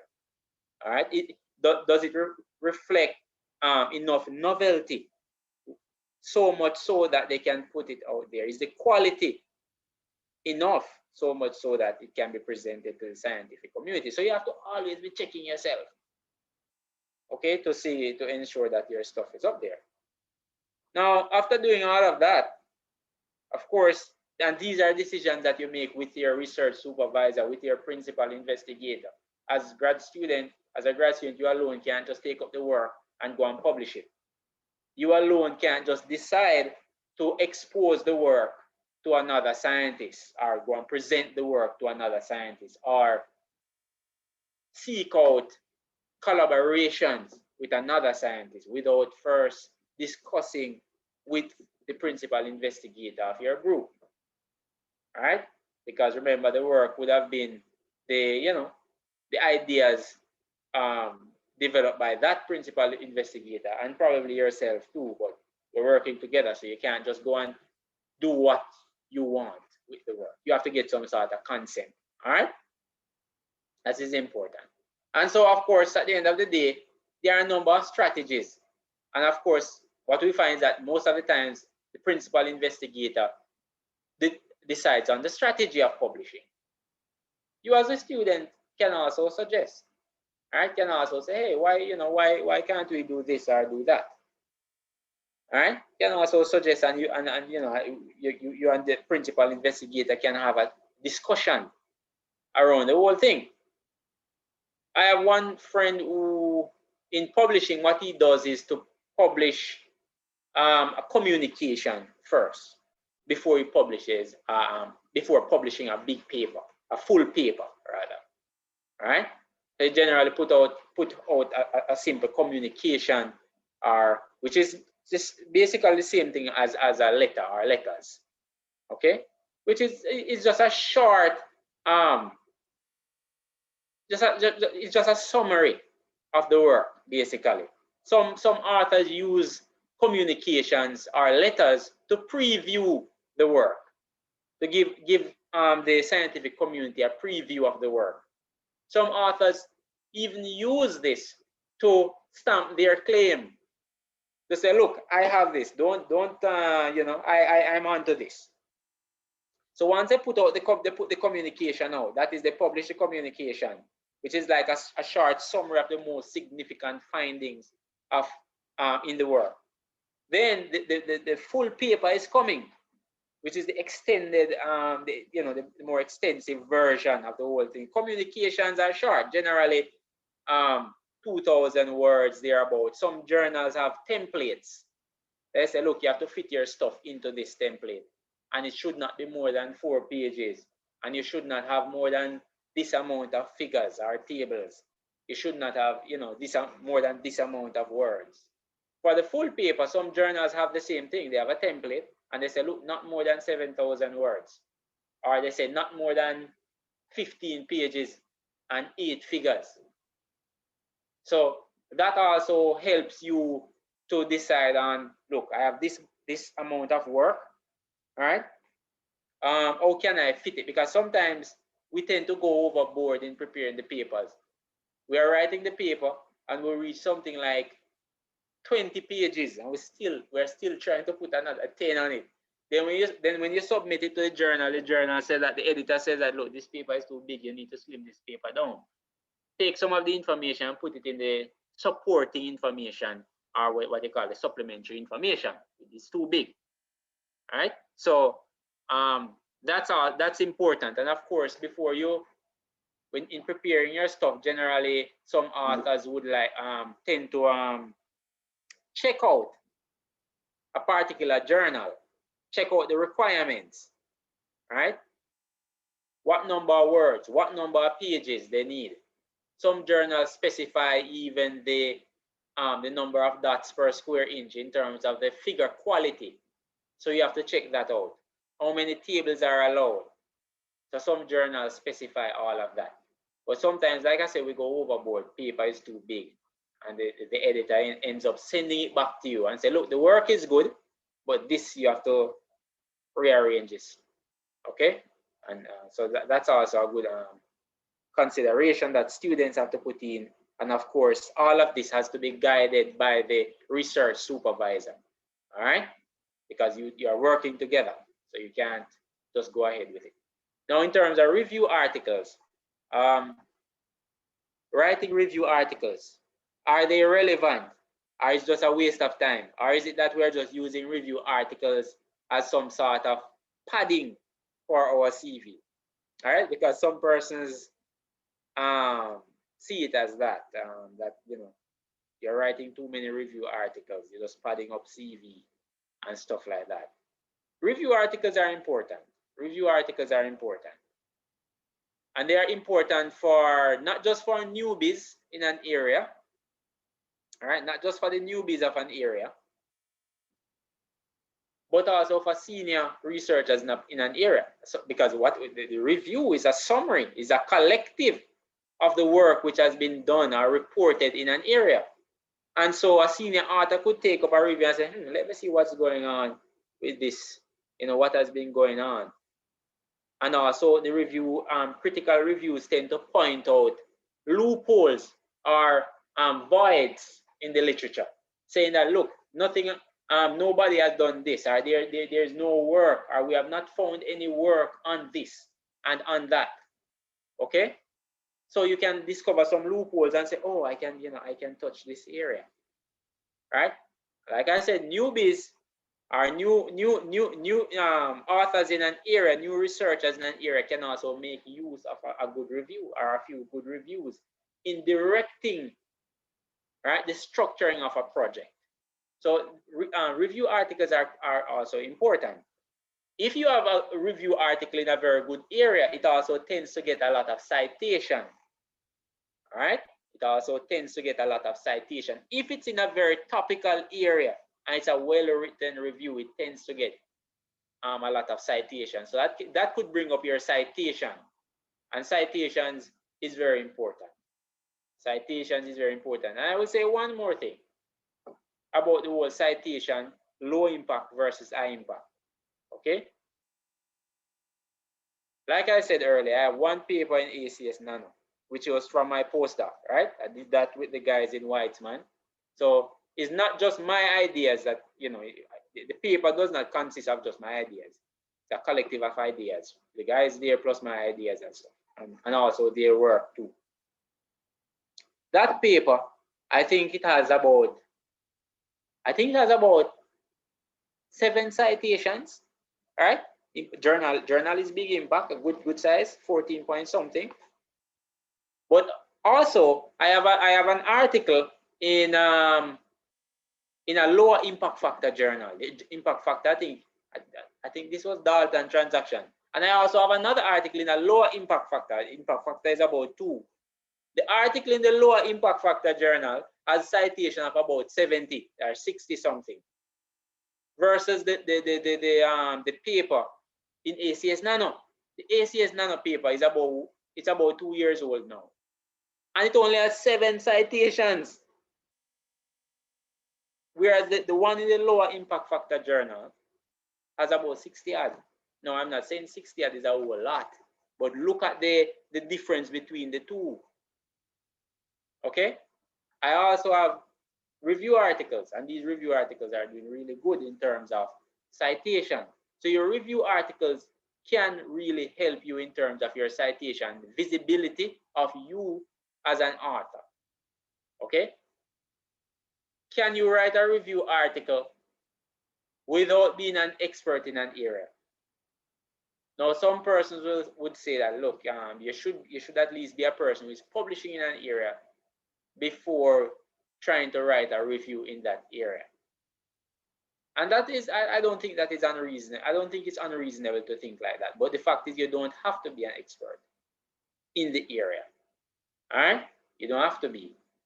I guess maybe it would seem a little bit more favorable to be an expert writing a review in an area versus a newbie in the area writing a review article. So I guess that's why some persons say that, look, it's better if you're an expert, but you actually don't have to be an expert in the area to write a review article in the area. Okay, I'm not saying to fill up your CV with reviews, but it's not a bad idea. It's not a bad idea to do that. Okay, I know of one author who is using the strategy of having his students, each of them, write one review article. And using that review article to help a number of things, help them to learn to write, help them to learn the literature, and also give them some knowledge for preparing the introduction to their thesis, and also giving them their first publication. So that's about 4 or 5 birds with one stone. So that's another philosophy. That's another philosophy. Okay. But the long and short of the entire discussion is that grad students need to publish. You should publish. You should be seeking the publications. right?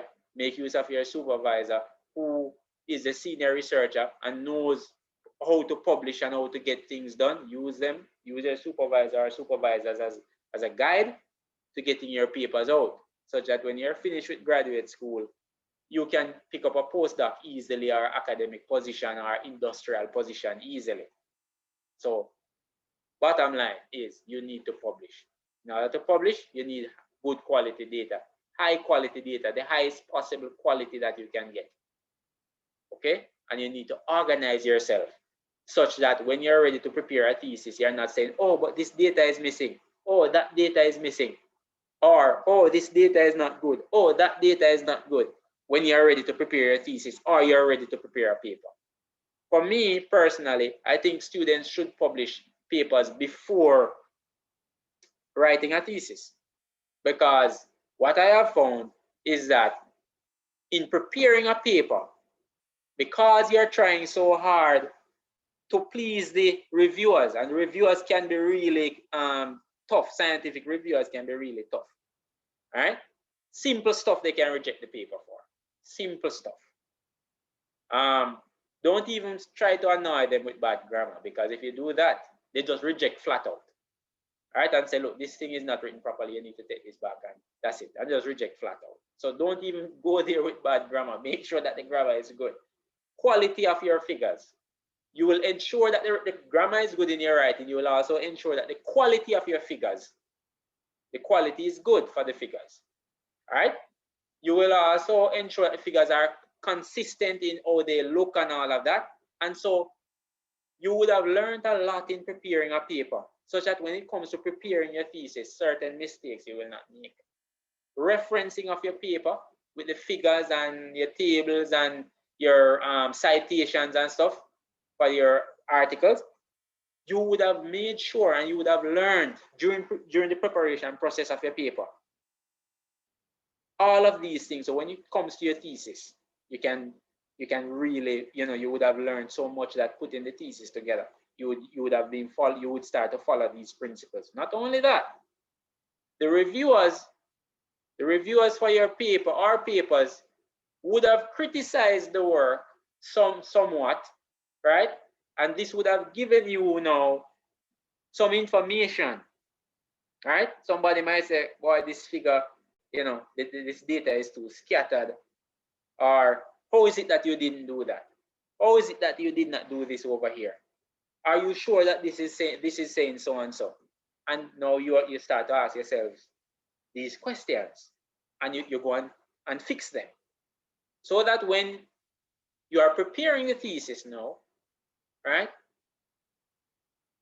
you would have answered those questions, and I believe it would make the thesis, getting the thesis through easier, all right? Because you would have been through a much more rigorous process. Thesis would have been examined already by 2 or 3 international authors in the area, 2 or 3 international experts in the area. Okay. Of course, you are going to say to me that, well, but you can't be sure of the quality of the peer review process. That is true, but at least it would have been tested already. It would have been baptized by fire. So when it comes now to your defense, you would be more rigorous in your thinking and be ready for certain questions. You would have fixed certain problems. All right. So yeah, bear these things in mind. Questions? I think that is that. I think I said too much. Thank you, Dr. Nelson, for an excellent presentation.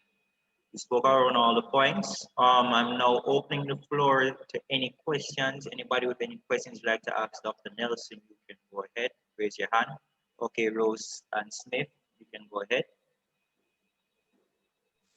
Good afternoon, everyone, and good afternoon, Dr. Nelson. And I'm not sure if Dr. Harris is on also, because this question can go either way.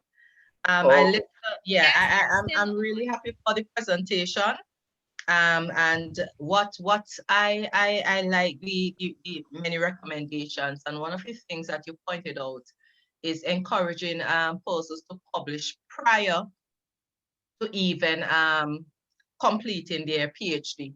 And I think that is something that is very weak across several departments. And what I would like to know, which is something that came out in previous years, because I myself is a lecturer, is how do young graduates avoid what we call self-plagiarism when they are able to, when they publish prior? So for Dr. Nelson, it would be, how are you able to avoid self-plagiarism? And and also Dr. Harris, if you can chime in there to say, how can you avoid self-plagiarism? Because sometimes they tell you, forget about the paper and start rewriting. But if you write a lovely 3-4 paragraphs that you really want to include in your thesis, how do you deal with that?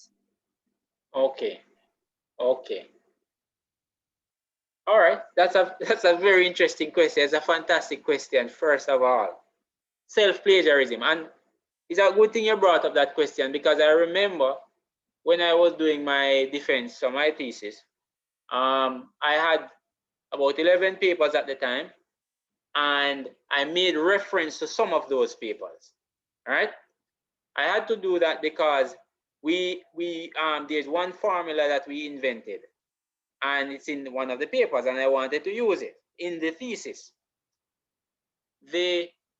One of my external examiners commented that I should not make reference to my own papers, right? I should not cite my own papers, basically, make reference to them, right? That was kind of tough to me, because these papers are a part of the literature. But I kind of understand what he was saying, because he's saying that it's almost like I'm saying that I wrote in the thesis that, oh, the sky is black. And if somebody should ask who said that, I would say, I said that. You understand? So I kind of understood where he was coming from, but the papers are a part of the literature. What can I do? Can I avoid them, not put them? And that is why I asked Dr. Harris to chime in here, because it's a struggle. It's a struggle. Sometimes you might write papers that are unrelated to your thesis, but there are times when you decide that this is a chapter that, in your thesis that you're going to just throw there and see if you get, the same constructive criticism that you speak about. And after you write that, if to ask a grad student to rewrite complete it's a challenge, and not to, and you might be find yourself citing yourself after every line, and it depends again from where you're coming from, because you're chemistry, I am geography. Okay. So our writing is different. It's more than different, a formula. Yes. I really want to hear a bit for the benefit of myself and the grad students that I have in here. I see several grad students from our department here, and I'm quite certain they will want an answer to that. Can I put one more thing before Dr. Harris chimes in? Wow, because I even asked the reviewer for my thesis. So I posed the question to him. So what should I do? Because if I publish the thing, I'm the first guy to put this thing out there, this formula, right? If I don't cite it, then you're going to see it in the literature and say, oh, but it's already out there. How come it's in your thesis and no citation? And he suggested to me that maybe what I should have done was to put a copy of the paper in the back of the thesis. And the point that you made about taking some paragraphs of writing from the papers, right, and putting them in your thesis, that was also a problem for me. And I personally think that if somebody published a paper and they want to use piece of the writing verbatim from the journal article, I don't see the issue with that. Or even in a report, I don't see the issue with that. However, seeing that I am bringing the problem, I'll try to bring the solution. I think maybe we should put the paper, a copy of the paper, the published paper, in the back of the thesis, in the appendix, to say that, look, this is my paper, all right? And here it is. I use some stuff from it, but here it is at the back of the thesis. It's my paper. So don't give me any red flags with turn it in and say that I stole, because I technically can't steal from myself. Well, that's why I want to hear Dr. Harris' point on it, because I also want to hear. We can debate that all morning, all evening, and it has been debated already with librarians, and I never get a good enough response to that. So I also want to hear this. I really want to hear. All right. I often say this when I do the training sessions on plagiarism and referencing. I often talk about cosmetic plagiarism, and everybody gets that. Unattributed borrowing, everybody gets that. But whenever I mention self-plagiarism, I get a loud roar. Yes, you can self-plagiarize. And the only way, as Dr. Nelson has correctly said it, the only way to avoid plagiarism is to cite yourself, and it is perfectly fine. So even if you need to cite yourself several times in the paper, that's the only way to avoid plagiarism. Some journals will say to you that, hey, if you want to use this paper elsewhere, let's say you want to publish this paper in another journal, you need to make X percentage of changes to it. So the fact that you're going to make X percentage of change to it, that is acceptable. However, for certain key statements or any statements at all that you're going to re-include, you must cite yourself. You must cite yourself. The way to avoiding plagiarism is to reference, and we reference in text and at the end of the paper. So to avoid self-plagiarism, you must reference yourself. And I am a little taken aback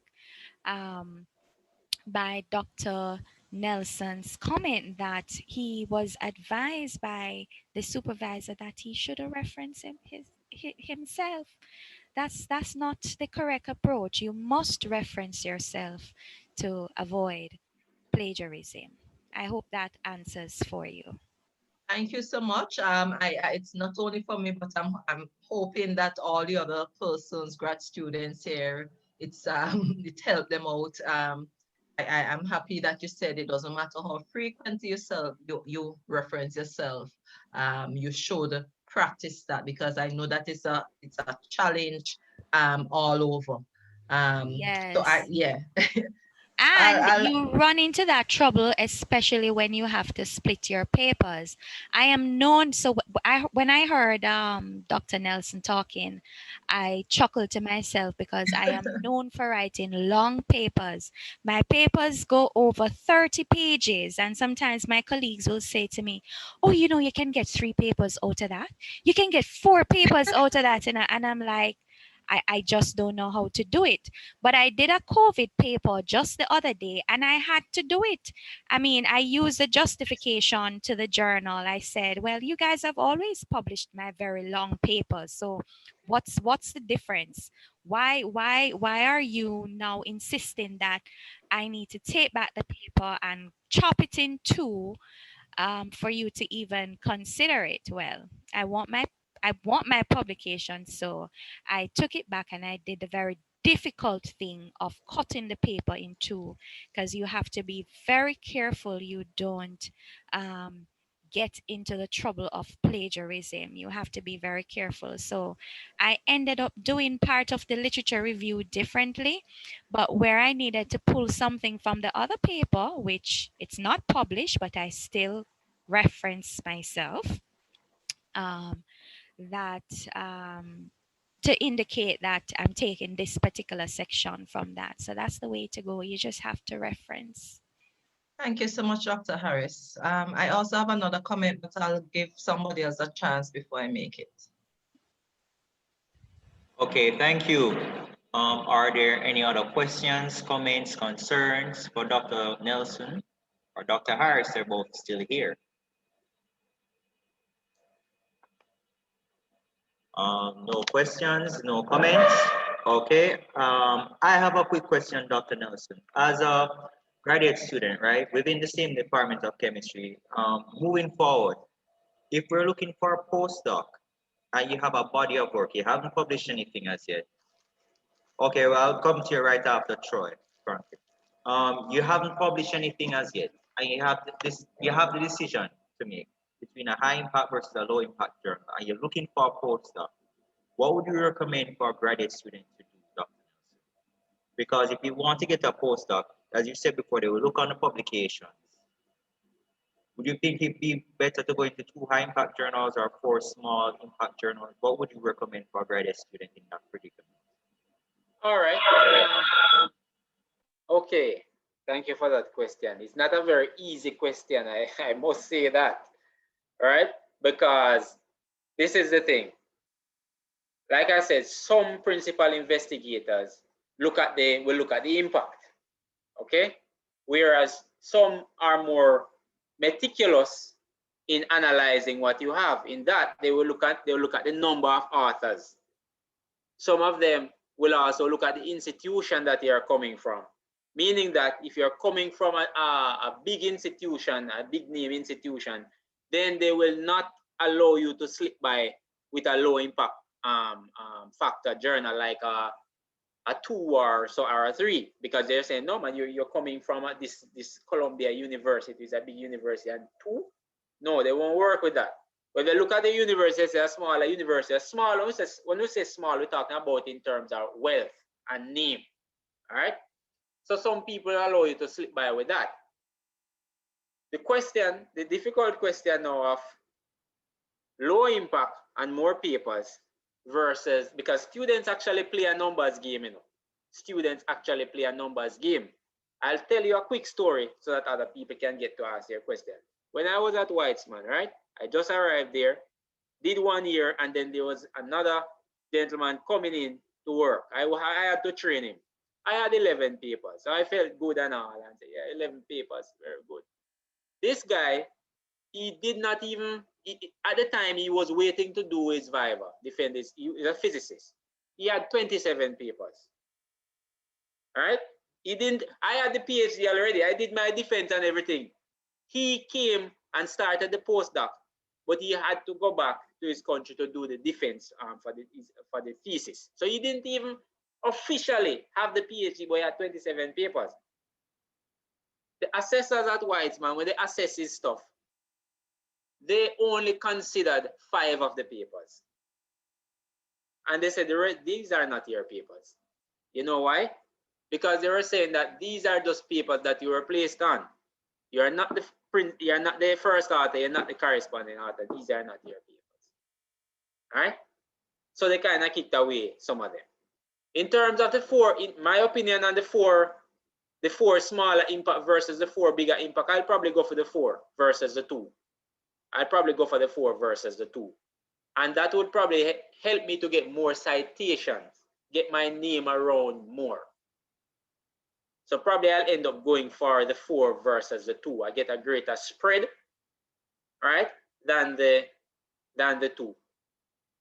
And as a graduate student, I think you play, in my opinion, more of a numbers game. Yeah, because also you have to remember, impact factor does not speak to quality of the work in the paper. It does not speak to that. And if you look at, you know, if you don't believe, look at how it is calculated. It says nothing about it. It has nothing to do with that. So probably as as a graduate student, I would probably advise graduating, go for the 4. If your supervisor is with it, go for the 4. Yeah. And if I may just add something, please, I just want to remind you, Web of Science database can assist you with impact factor for journals. So remember to check out Web of Science. Web of Science, okay. Thank you, Dr. Nelson. I have a follow-up question, but first I have 2 burning questions from Troy Franklin. Go ahead. Right. My question is actually 2 parts. Okay. The first part's relatively simple, I guess. How exactly do you refer to yourself in a paper if it hasn't actually been published yet? Like, what are you going to be writing? I have seen, what do you mean? If you have some data and you want to reference the data, The data hasn't been published yet, but you want to refer it? Yes. I have seen more than once, more than twice, where authors have made reference to manuscripts in the press, or have also made reference to manuscripts which are under preparation. I have seen it more than 5 times. I don't know. I'm not sure if all journals allow this, but I've seen that where references, when the author has a reference, and when you check out the reference, the author says that this data is included in a manuscript which is now in the press, or this data is under discussion and has not been published yet. I have seen that. I don't know if all journals allow it, but I've seen it more than 5 times in published papers. So. Okay. All right, to add to that, the referencing style guides, remember I spoke to referencing style guides briefly. Referencing style guides will tell you how to cite everything, how to cite data sets, how to cite patents, how to cite unpublished papers, technical papers, everything. So just check your referencing style guide that you are supposed to use in your specific department, and you will see exactly how to cite an unpublished paper. And if it's an unpublished technical report, it may appear differently for, let's say, a journal article. So check your style guide. Okay. Thanks. Great. Okay, Troy, do you have another question, or is that it? Well, my other question was just really more of a clarification question. When you say that we could write reviews before we actually publish, what exactly do you mean when you say review? As in you're reviewing a paper that's already published, but review it in what way? Okay. A review article basically is almost like Dr. Nelson. Yes. Sorry, I can share him an example. I have one of your papers up right now. We review papers. Oh, sure, no problem.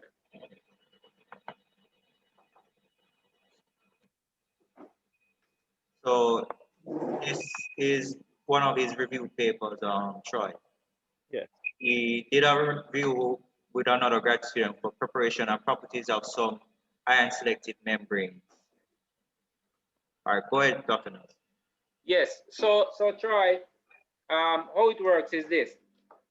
It's almost a review paper, it's almost like a summary of it's not necessarily work published by you, but it's basically a summary of what is there in the literature on a certain area. And in some reviews, you'll see that the authors point out discrepancies in the literature in that area. They even sometimes point out things that have not been done, right? And some people even go as far as pointing out how to get these things done, or make some sort of suggestions as to how to get these things done and stuff like that, and why it is that it is important to do these kinds of studies. So it's like a summary of the literature in an area. And that is why if you're a new person coming into an area, you could actually just pick up one of these review articles and read and say, this person did this and did that and did that. And you could use this review article to find original papers that were reviewed. Now, when I say that you could publish a review article before publishing, I am saying that you don't have to be an expert in a certain area to actually publish a review article in that area. You could be somebody just coming into the area. You're trying to learn about the area, right? And you have done a lot of reading of the literature, and you say, look, when I check things out in this area, I have not seen a single paper which contains all of the information that is packed in this area. So tell you what, I'm going to basically summarize all the information and put it into one body. Okay. And publish that. So you can actually do that. Of course, like I said, some authors might say, boy, this is not good because you're not even expert in the area, but you're publishing review a review article in the area, or some persons might even say that you're using the review articles as some sort of padding for your CV instead of really publishing real experimental work. Of course, this is a philosophical difference, and I mean, you can't be mad at somebody for having a different philosophy from you. Yeah. All right. Thank you. You're welcome. All right, thank you, Troy. They're okay. So, thank you. All right, so we have a question, Dr. Nelson, from Kimberly Foster. Okay. It says, how do you approach writing with your thesis if all your results are already published in a peer-reviewed journal?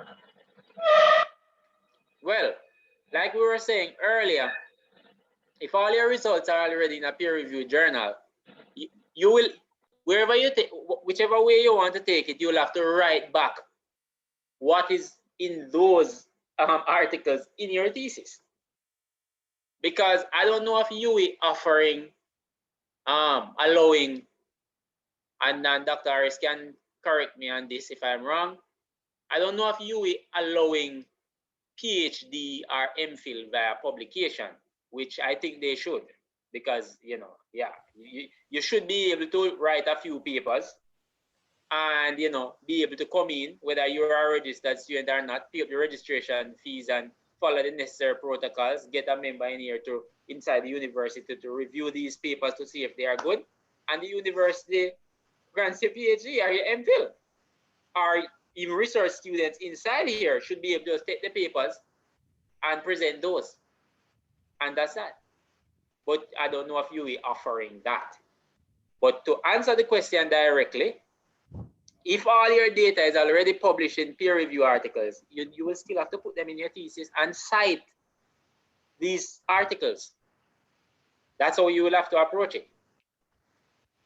Because you can't say that because these the data is published, oh, well, I don't have any thesis. Unless you is going to allow you to get your PhD or your MPhil via publication, which I personally believe that such an option should be available. All right, Dr. Nelson. Yes. We, at the University of the West Indies, we have what is called a manuscript-based submission of thesis. Okay. It was recently cancelled. What is the manuscript-based publication style of thesis? That involves including several published papers, putting several published papers together to make up your thesis. And so the guidelines for submitting that are different from the regular thesis submission. But only this year, I believe it was in February, it was suspended. You would need to check with the Office of Graduate Studies to find out, let's say to look at the time you were registered into the program to see if you would still be allowed or if it's just cancelled periodically. So I would suggest that the person who asked the question could check with the Office of Graduate Studies, because I know that sometimes depending on when you come in, certain things may not apply to you and certain things may apply to you. But this year, the manuscript-based publication style of thesis was suspended, and in that style, you were able to present your papers in the published form. Okay. Okay. Dr. Harris, do you know if the university allows if the university grants PhD via publication or MPhil via publication, meaning that, let's say there's a person with a bachelor's degree, and this person is probably working at the Ministry of Agriculture or so, and this person was probably working under the supervision of a scientist there and was able to publish maybe 10 good papers. Could that person approach the university or approach graduate studies? And I don't know, maybe this question should be directed at graduate studies and say, look, Yes, I have 10 papers. To graduate studies. Okay. But okay. the closest to that would be the manuscript-based submission, which was suspended this year. Okay. That would definitely be a question for OGSR. Okay. Okay. All right. Kimberly, you're still here. Did he answer your question sufficiently for you? You'd like to unmute yourself and speak? I'm not sure if that was for me. I wanted to ask, I wanted to say one more thing. I heard a lot mentioned by Dr. Nelson, and he spoke in relation to the supervisor and choosing a supervisor who, who will publish and so on. Unfortunately, some grad students don't have that luxury, and they end up with supervisors who are not into publishing or even into directing their grad students to publish. And you might find that, unlike you, which applaudable, it's highly applaudable that graduate with 11 publications. There are some of us who graduated with less or none. So I am wondering if it's a good thing to also encourage collaboration, because I'm seeing a lot of articles among lecturers, and when you look on some of them, there are 10, 12, sometimes even more authors on that one article. And I'm wondering if it's a good thing to recommend that form of collaboration among grad students. Yes, with the blessing of their supervisor, but I'm not sure if that is something that you see as something that we can also recommend. Well, I guess that comes back down now also to the philosophy of the supervisor where that is concerned. But of course, graduate students leaving without publications is not a good thing, because that can hinder the growth of the individual. So that is an issue, and I think something should be put in place for that. I don't know if requiring that a PhD candidate at least publish 2 or so or 3 papers before being able to take the viva is the best way. I don't know if that is the best way. All right, but something needs to be done about that. Of course, like you mentioned, and I also mentioned that some supervisors are not so much into publishing, right? And so they don't put so much effort into getting that. The idea of collaboration between graduate students, well, that's an interesting one. That's one that I have never really thought of in terms of putting them together on a paper. But I would also ask a question: would that be within a certain research group, or would it be intra-group or inter-group? That's it. And it can also be interdisciplinary, because that is where we are going, a lot of interdisciplinary research. And I find the more I read, there are some research, for example, the sciences that are physical, and there might be just a grad student. There's a grad student group that meet a lot, so they will be able to know what they are doing. But there are others who probably might look at the human element of a similar sort of research. So it can also be that level of collaboration where you have one person look at the physical side. The thing is, we don't know what is out there in terms of what they are studying. But there's a grad studies group, yes. And I think that is really for the grad study president. And I know you keep mentioning we don't know what the philosophy of the supervisor is, and I'm here questioning, should the supervisor has such a hold over whether or not you publish, because if they don't believe you should publish in a high impact, or they will not give you a blessing. Is it a case where you're saying that the grad student cannot publish, and Marcia is not here, but it would be nice to hear, to hear that kind of what is allowed for grad students in relation to publishing. Because I personally don't think it should be really, if the supervisor don't give you the blessing, you shouldn't be able to, or you can get left back because of that. So I'm here learning as much as you are presenting, and Dr. Harris is here, and I'm quite certain the grad students also have a lot of questions.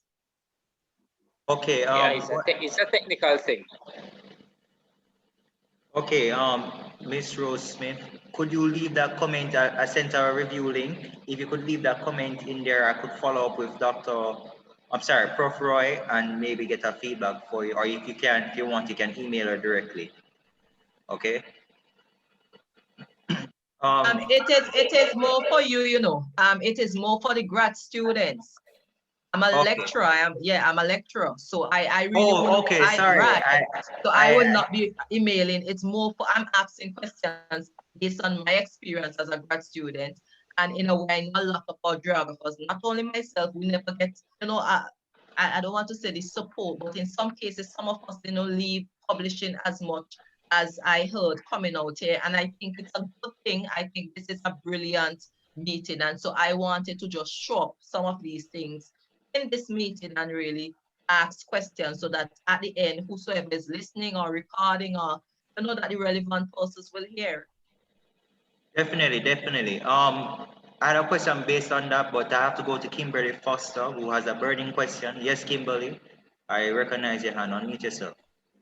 Okay, so thanks Dr. Nelson and Dr. Harris for answering my first question.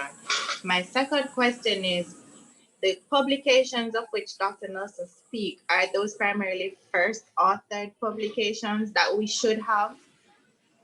Or we can just be authors on a paper, probably helping out to do some of the experiments, maybe?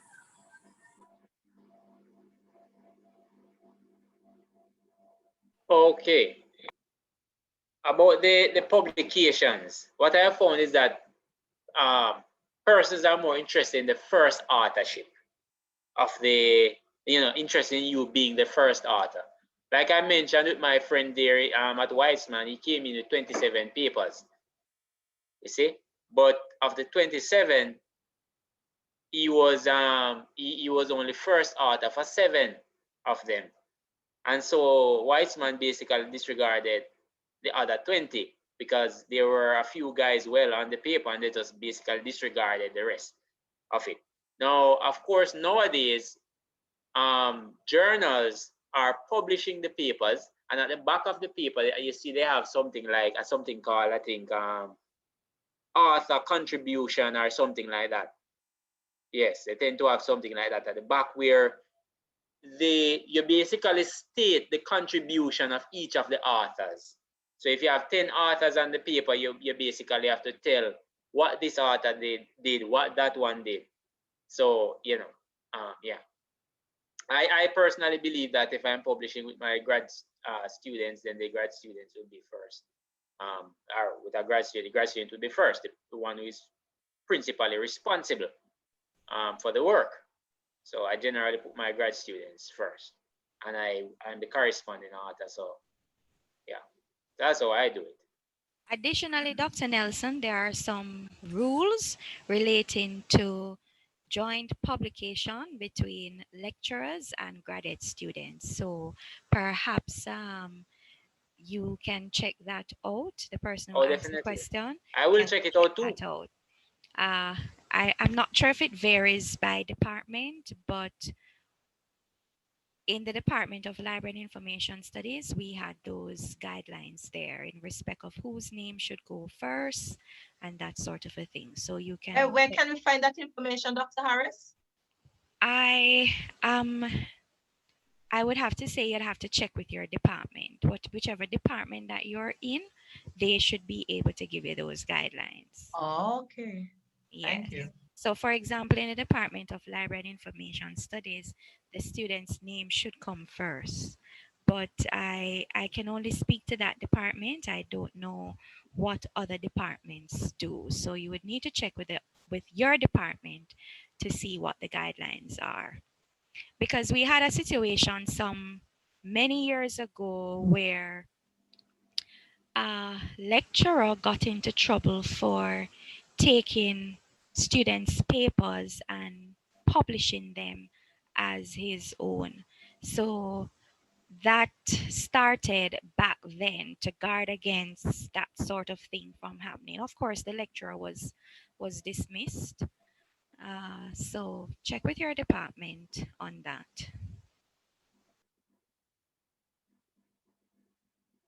Okay, thank you. I hope Kimberly, your question was answered. Yes, thank you. Okay, awesome.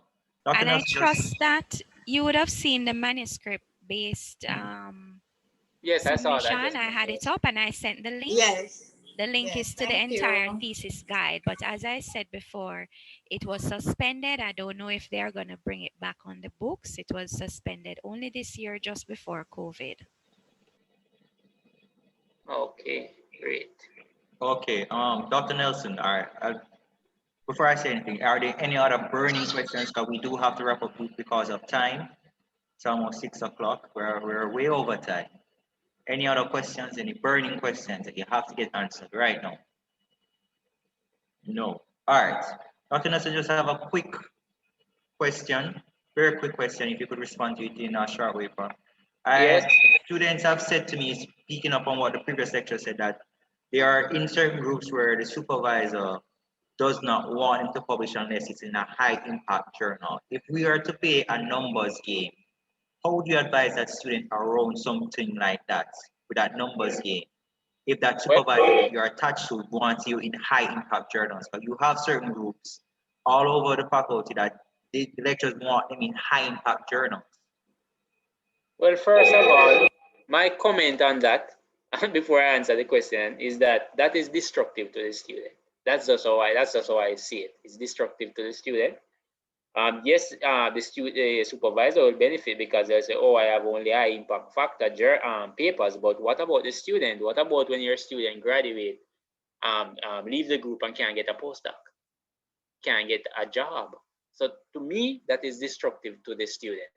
And I personally believe that it should not be left totally up to the philosophy of the supervisor, but the Office of Graduate Studies and Research can come in, need to step in here and say, look, for a student to upgrade it, the student need to publish this.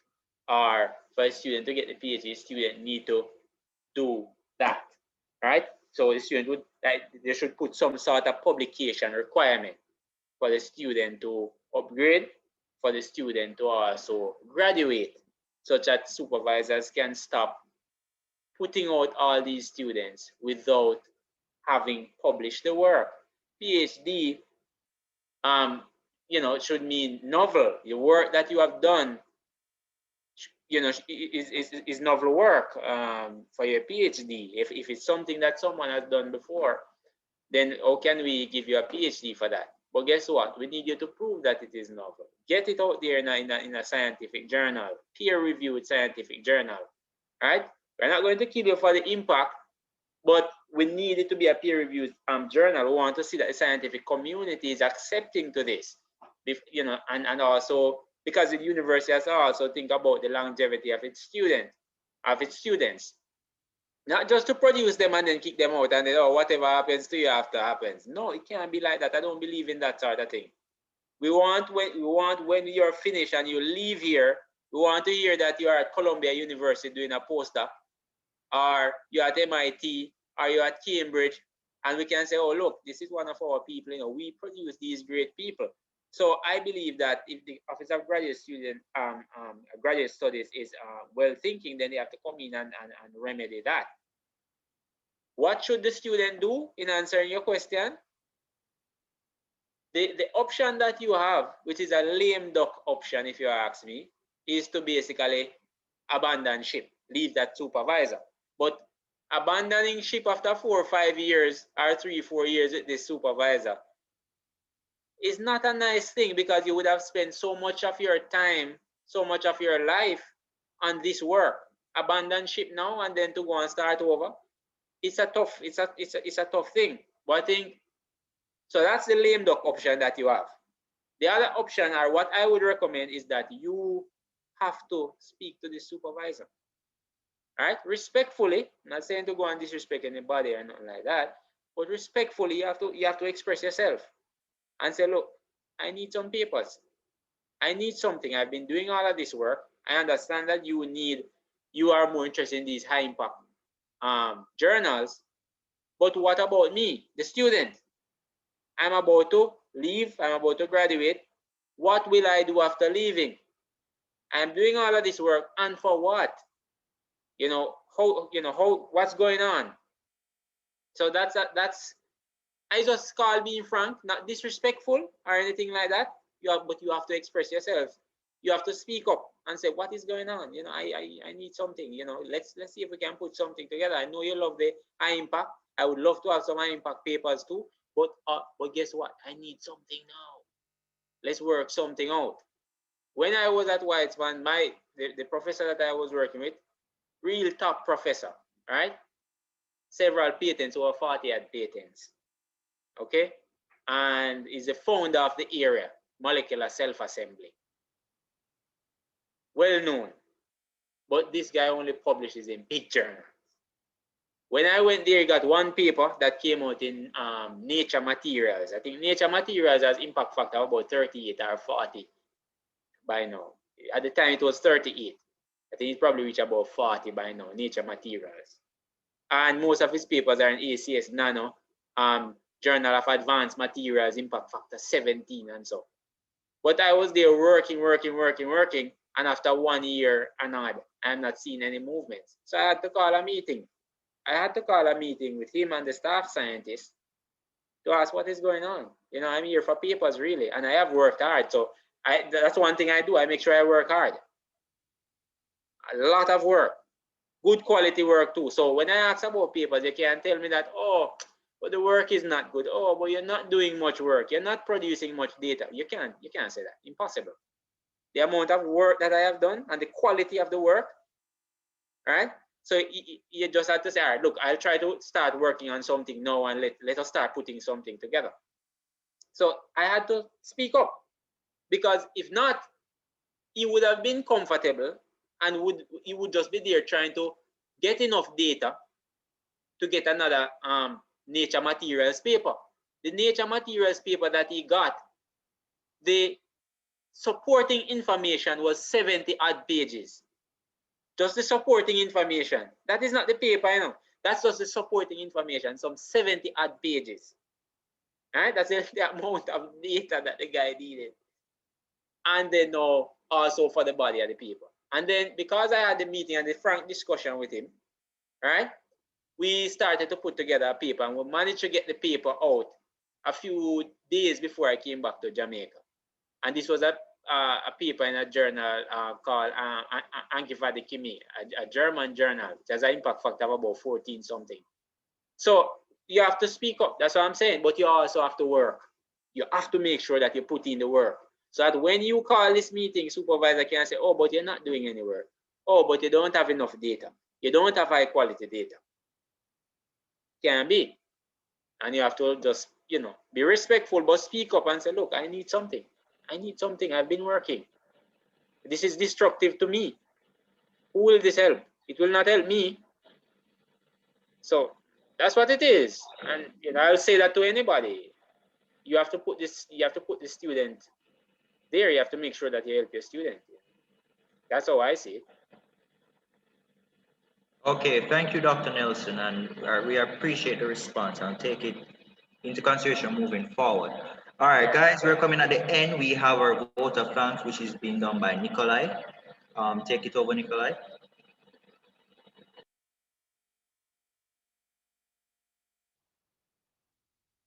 Nikolai, your mic, you need to unmute your microphone.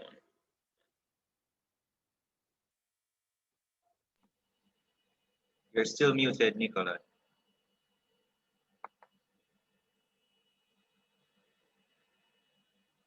All right, Nikolai is having some technical difficulties. But in the meantime, I've put the link again for our review form. Please please give us your honest opinion about the session. Give us ways of how we can improve it. We're always looking forward to serve you even better in the next virtual session that we may do in the future. Just let us know if you want to see anything new topic being done, or you want another extension of this, let us know. All right, we're here to serve you. All right. Nikolai, you there now?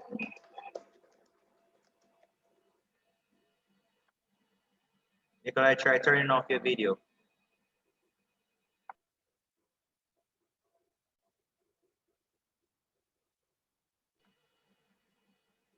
All right, it looks as if I may have to do it on Nikolai's behalf.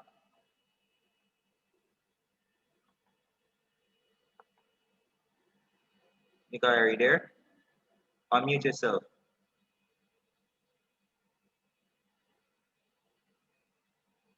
Give him 1 minute to unmute and then we wrap up. Okay, he's on mute. Nikolai, go.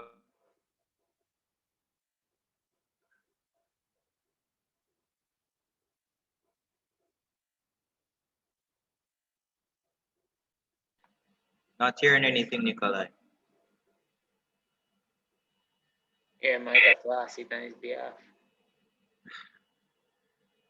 All right. Give him one more chance, and if anything, I'll do it. Nikolai? All right, it seems that he's having technical difficulties. I'll do the vote of thanks.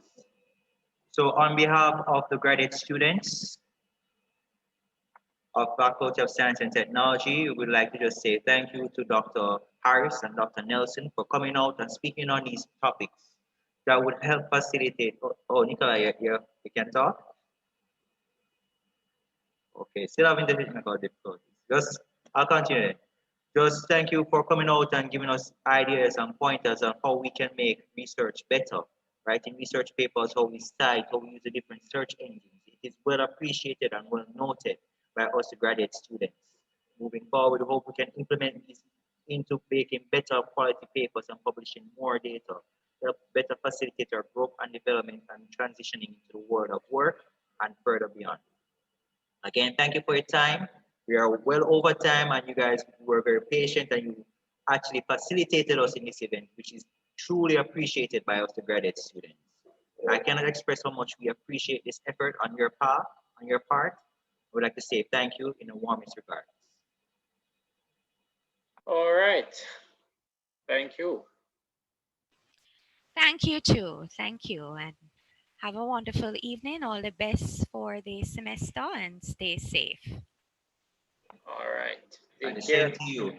And guys, remember that the review form is in the chat. I'll post it again. Please drop your comments. We need to know how we can make this better for you, the students. All right. And a link to this session will be posted on the faculty website so you can download and watch at your leisure. All right. And you have any other questions, you can email them to Dr. Harris or Dr. Nelson. They will, of course, answer if you have any other additional questions. So thank you all for coming out and enjoy the rest of your day.